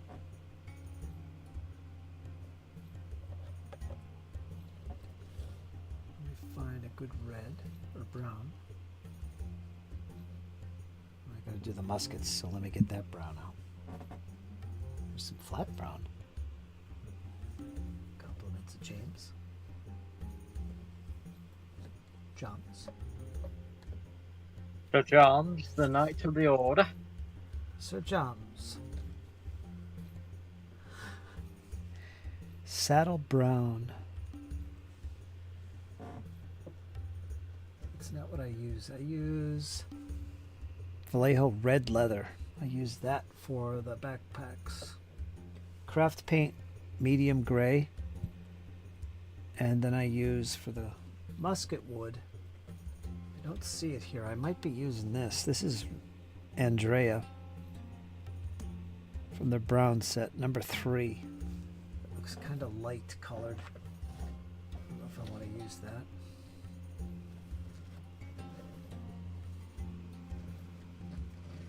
Maybe I'm using craft paint. That might work too. Let me go through my browns. The color. Craft paint is usually crappier. It usually goes on very flat and chalky like, and it doesn't adhere to the model very well. But some paints, some craft paints are actually pretty good, and they work pretty good.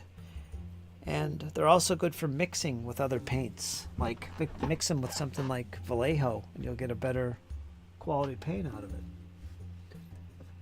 Craft paints, of course, are cheap. They're easy to get. They're not that bad. Ugh.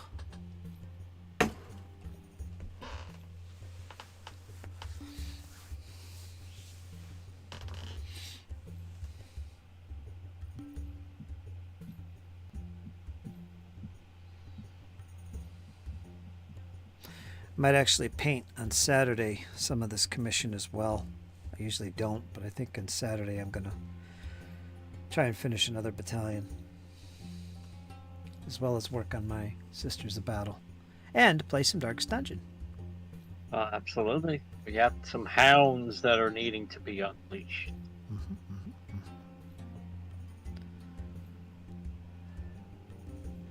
You gonna be around tonight, Kyle? I don't know. I'm hoping to. I don't know how late you stay up on Fridays. Oh, about as late as I can stand. Well, do you work tomorrow? Yeah, I'm off.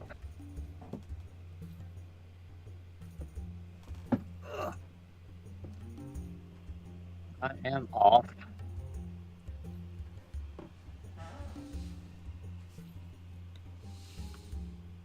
I get to relax.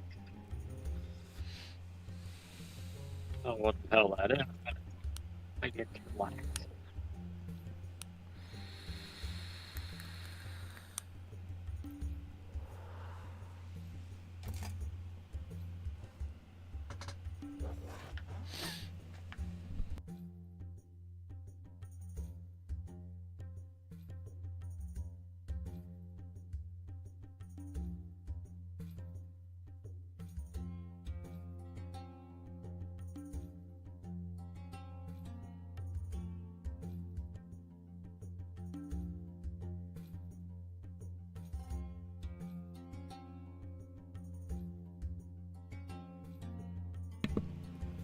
Just doing some Wrath of the Righteous before I go look up this kineticist.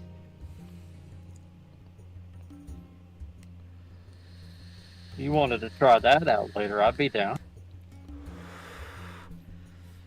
What, the kineticist? Try it out?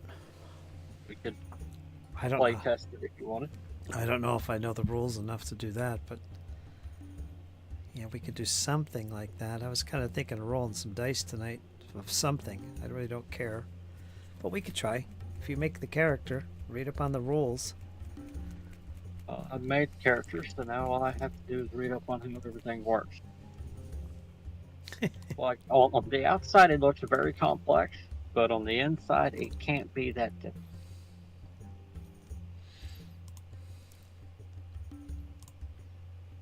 Just can't be that difficult. Nah. It can't be as complex as a druid, I'll tell you that.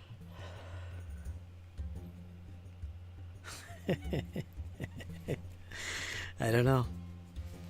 Jesse's very first character was a druid. Oh, really? Yep, he rolled up a gnome druid. It's somewhere around the house. For Pathfinder 2e, that's what his first character was. Yep, druid. How come he never stuck with it? I don't know. I don't think we ever played with it.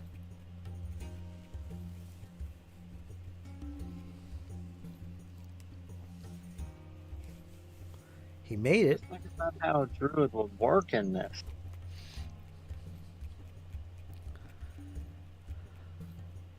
I think Rachel's making a druid, isn't she? Yeah. Druids are fun.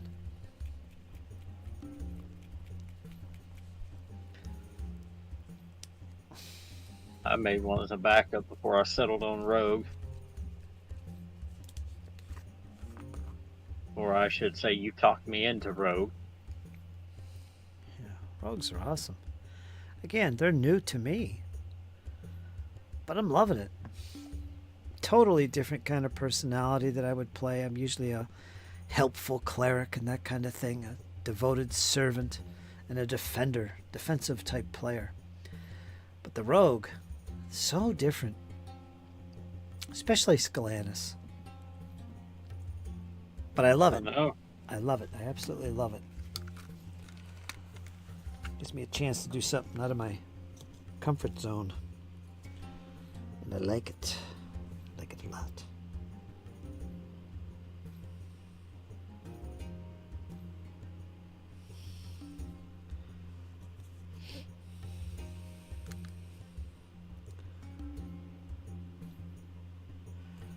Okay, let's paint the eagle.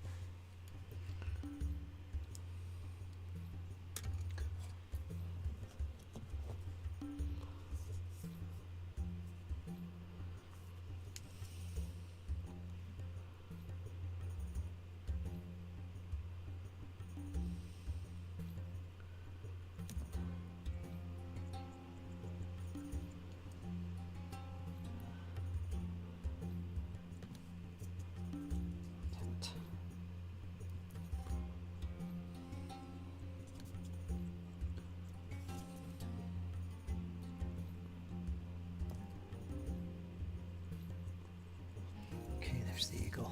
Let's paint this one while we're at it.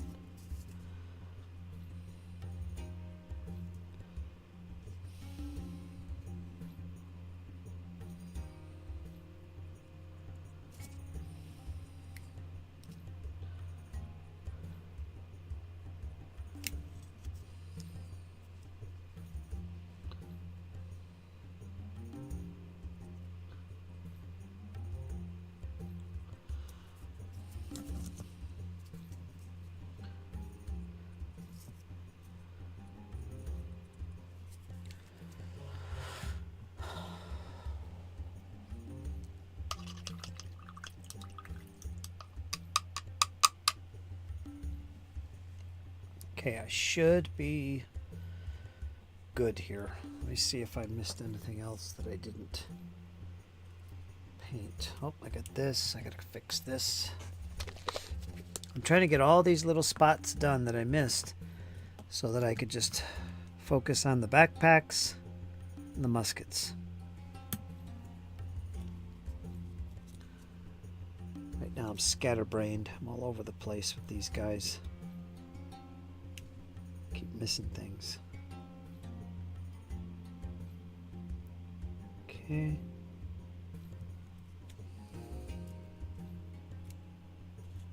Okay.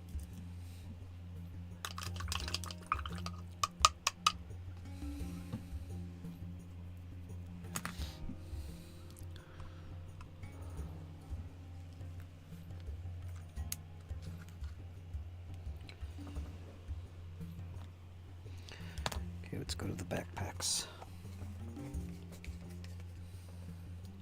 Gonna use red brown, red leather.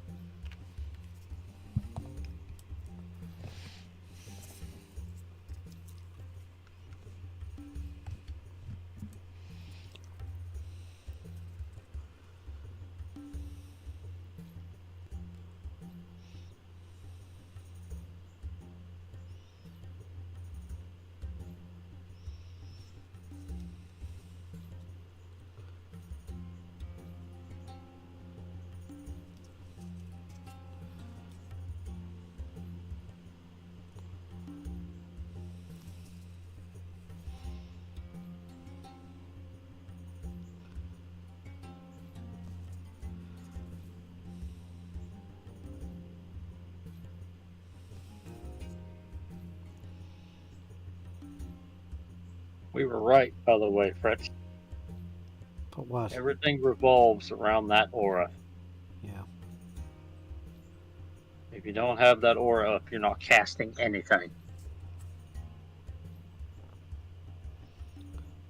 Yeah.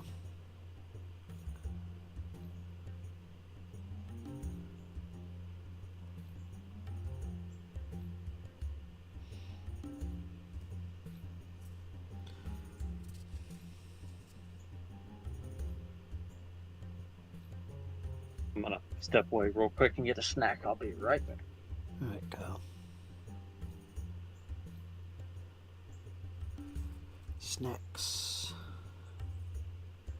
Gotta have snacks. All important snack.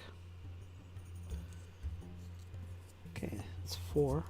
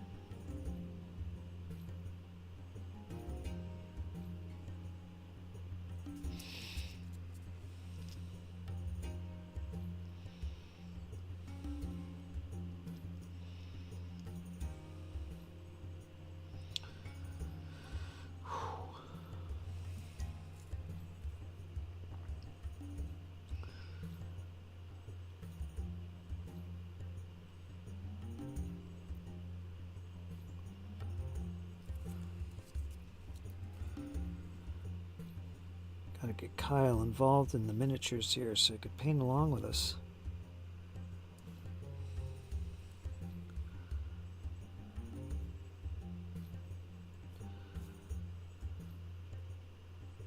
$40K is a good gateway, I'm telling you. Yeah, it's expensive, but still, you can't beat the miniatures, you can't beat the setting. It's awesome. You know somebody who can 3D print, you got it made.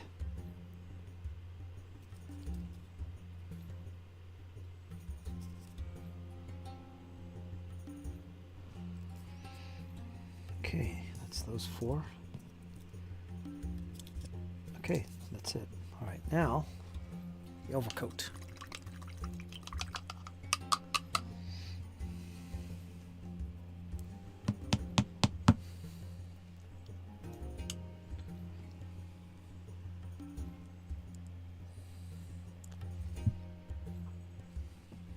There it is.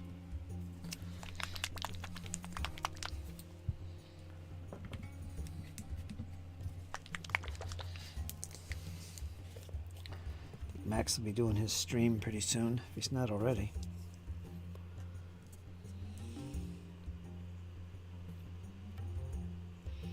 Could check him out. He's always got some fun convo.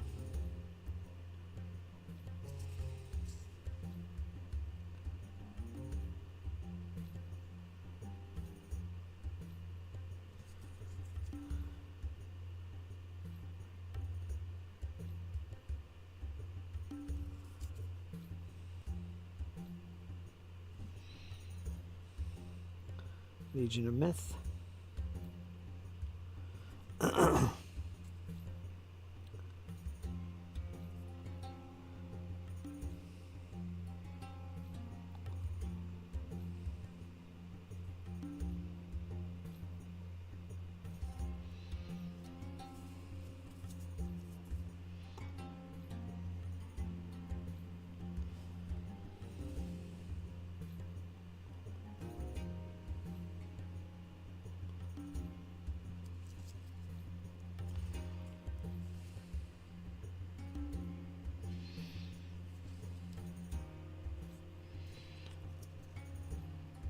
That's good.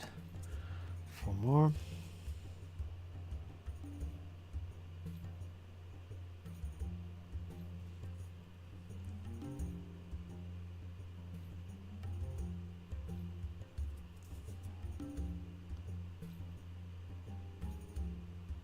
Pending overcoats. blanket rolls. It's actually wrapped above their backpack. Usually gray or tan.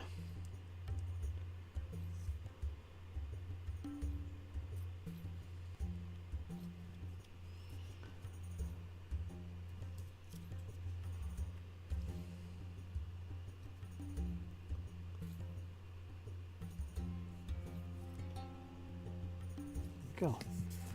That should be it. These two don't have them. Okay, backpacks are done. The only thing left on those is the white straps. So we'll do those next.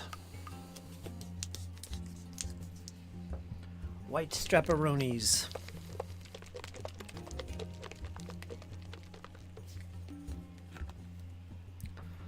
A lot of little details. Got to use our micro brush on this. Where is it? Let's do that now.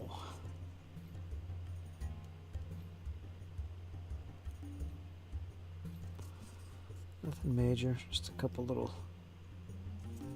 dots.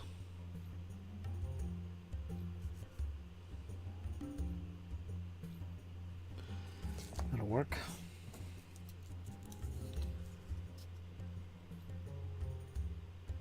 Oh yes, there's the straps over the blanket roll too, or the greatcoat. I gotta paint them.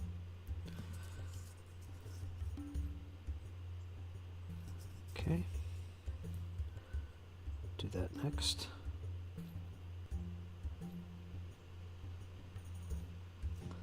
Okay.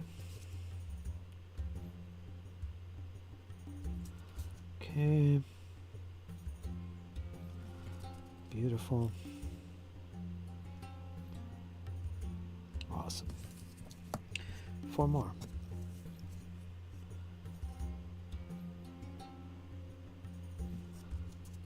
Show you guys in a second here.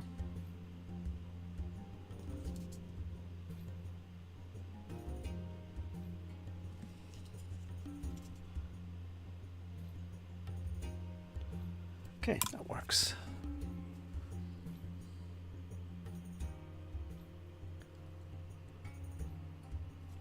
So there. Boy, they look pretty red. I think that saturation is up high. All right. Lastly, we do the muskets. We're going to start off with a base of brown. I'm going to use, I think this Vallejo flat brown. It's pretty dark. We're going to use that for the wood of the musket.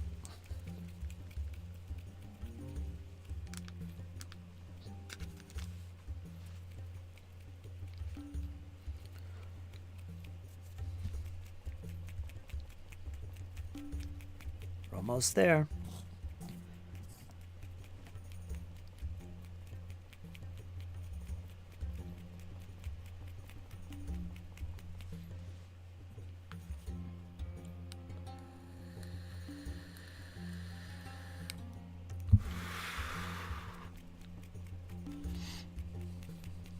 I'm You doing, Kyle? What's going on? doing all right, Okay, I finished the packs and the greatcoats. Now it's time to do the muskets.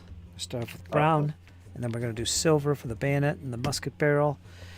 And then I've got a sword and a few sword sheath fittings to paint, and that's it. Time to be done. Very nice.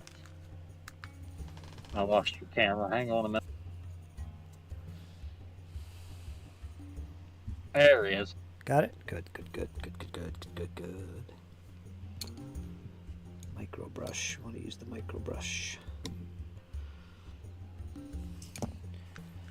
Something's wrong with this damn lens. It's making me cross-eyed. I think I got it backwards. Yeah, I do. Got it backwards.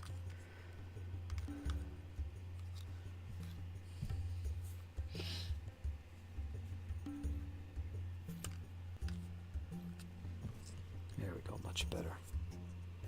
I was painting cross-eyed there for a while. I know it's really the minute detail Yeah. that always gets you. Well, my magnifying lens on my headgear here was backwards. Oh my. Yeah, I was looking through the outside of it instead of looking through the inside of it out. Yeah. What the heck is going on here? Okay.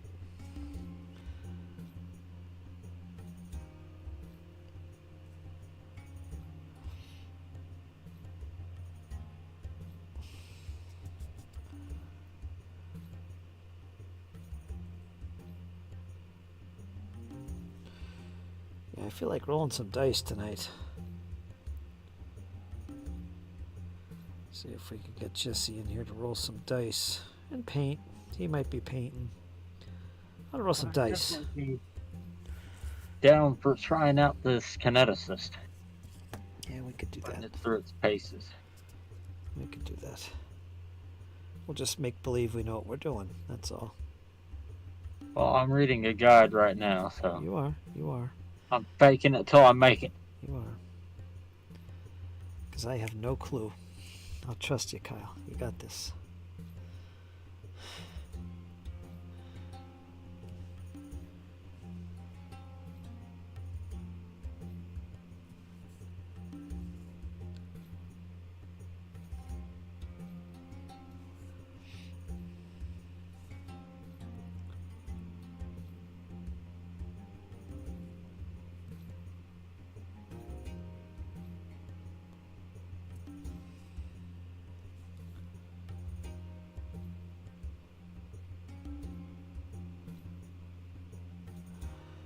Okay. Excellent.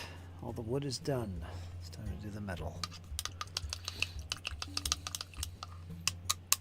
How you doing, folks? We're doing a paint along today. We got me and Kyle hanging out, chilling and chatting. Absolutely. Getting some stuff painted here. Various folks popping in and out, visiting us, saying hello.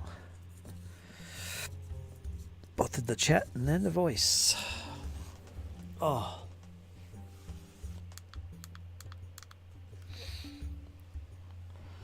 Take a slight break here.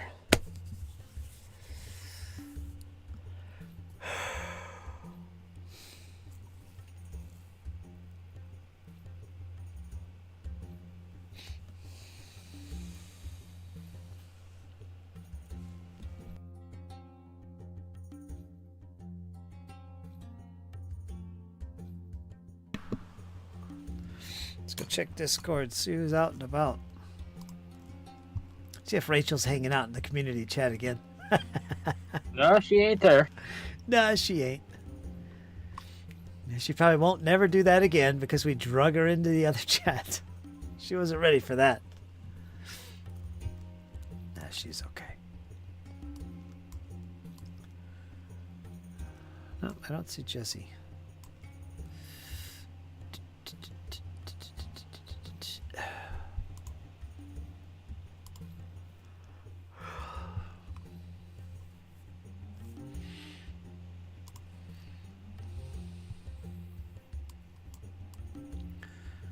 Got a good game Pathfinder planned for tomorrow. We're going to practice a little bit. We're not practicing. We're just fiddling around with the kineticist tonight.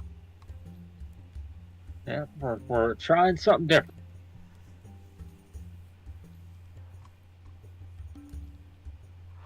If something happens to Bjorn and I like how the kineticist plays, I might be bringing that in to the vault. Don't tell me that. I think you intentionally let your characters die just so you can bring in another character. I wonder about that, Kyle. No, it's actually never planned. Yeah. Okay. Nobody goes through characters like you. You always got a backup ready to go. Well, that's what you always told me. I know. How many backups do you have now, though? Well, I've got a rogue. Yeah, see? You got a lot And of them. now we have a kineticist. You do.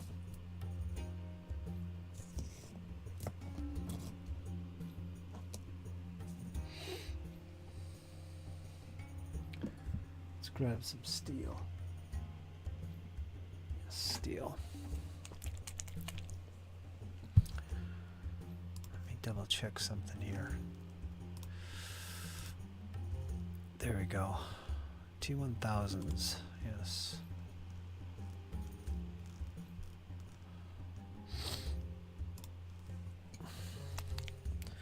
Huh. I finally found a use for Class DC. What? Kinetic impulses. This is the bread and butter of the kineticist. An impulse is basically a spell that uses your class DC instead of a spell DC. Come on. Sorry, folks, it's not focusing. Say that again? Uses your class DC instead of the spell DC? Yeah, the impulses. Really? According to this guide. What do you mean guide? Is it from the Archives of Nethys? The rules? What do you mean guide? I looked up a guy put together a build All right. for the play test, and he was kind of determining what's a good fit and what's not a good fit. Not that I really care, but at least it gives me a starting spot. Understand this bitch from. Oh, God. Trying to figure out this stuff.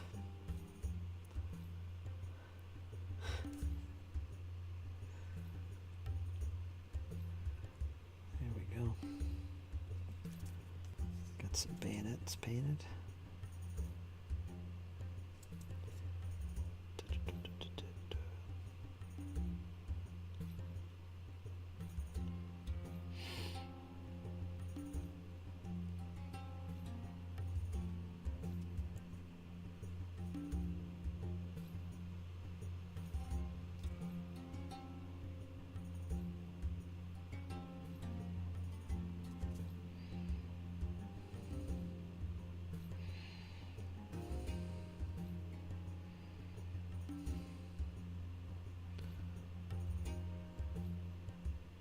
But everything works around that aura. So it has to be up. Yeah. Because you can't use your junctions without having the aura up and active. So what is the payoff? I mean, what do you have to pay to keep that up? If there's some type of resource that drains when you have it up? No, it's just an action. Yeah, but what keeps you from having it up 24/7? According to what I'm reading, and according to what I'm reading on the Archives of Nethys, nothing. That doesn't make sense. There's got to be something. There's got to be something. Some type of resource. Like with spell casting, it's your slots.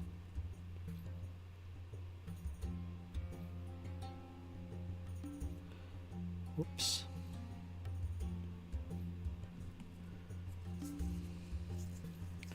I don't know. The Archives of Nethys, you have to have kinetic aura up to channel the elements. Yeah. It says you tap into kinetic gate to make elements flow around you. Your kinetic aura activates as part of this action. You can use one action elemental blast or a stance impulse. I didn't pick stances, so don't have to worry about that. Your kinetic aura has 10-foot emanation where pieces of your kinetic element flow around you. The kinetic aura can't damage anything or affect the environment around you unless another ability allows it to. Channel elements have traits of all your kinetic elements. Your kinetic aura automatically deactivates if you're knocked out, you use an impulse with the overflow trait, or you dismiss the aura. So you can't use new impulses where your kinetic aura is deactivated. Once you already used remain, and you can still sustain any that can be sustained. stance impulses are linked to your kinetic aura and end when the aura deactivates. So, judging by that, there's nothing. You know, like I could literally tell you at the beginning of a session, hey, I'm taking my kinetic aura, and unless I'm knocked out. Yeah. Or maybe you wouldn't have it up if you're walking through the middle of town. You might get in trouble. Exactly. And it takes, what, an action or 2 actions to turn it on? One action. 1 action. But it also grants the elemental blast, which is an action. Yeah. I don't know. It sounds like it's always up if you want it. Have to take a careful look. There's got to be a trade-off somewhere. Like you wouldn't want to have it up all the time. It's just No, like if we were trying to sneak, then yeah, I would definitely deactivate it. All right, I'm going to turn off this stream. Folks, we'll see you tomorrow. We're going to linger here in Discord. Feel free to join us over here. Link in the description. Until next time, folks, you guys hang in there. It's only going to get better.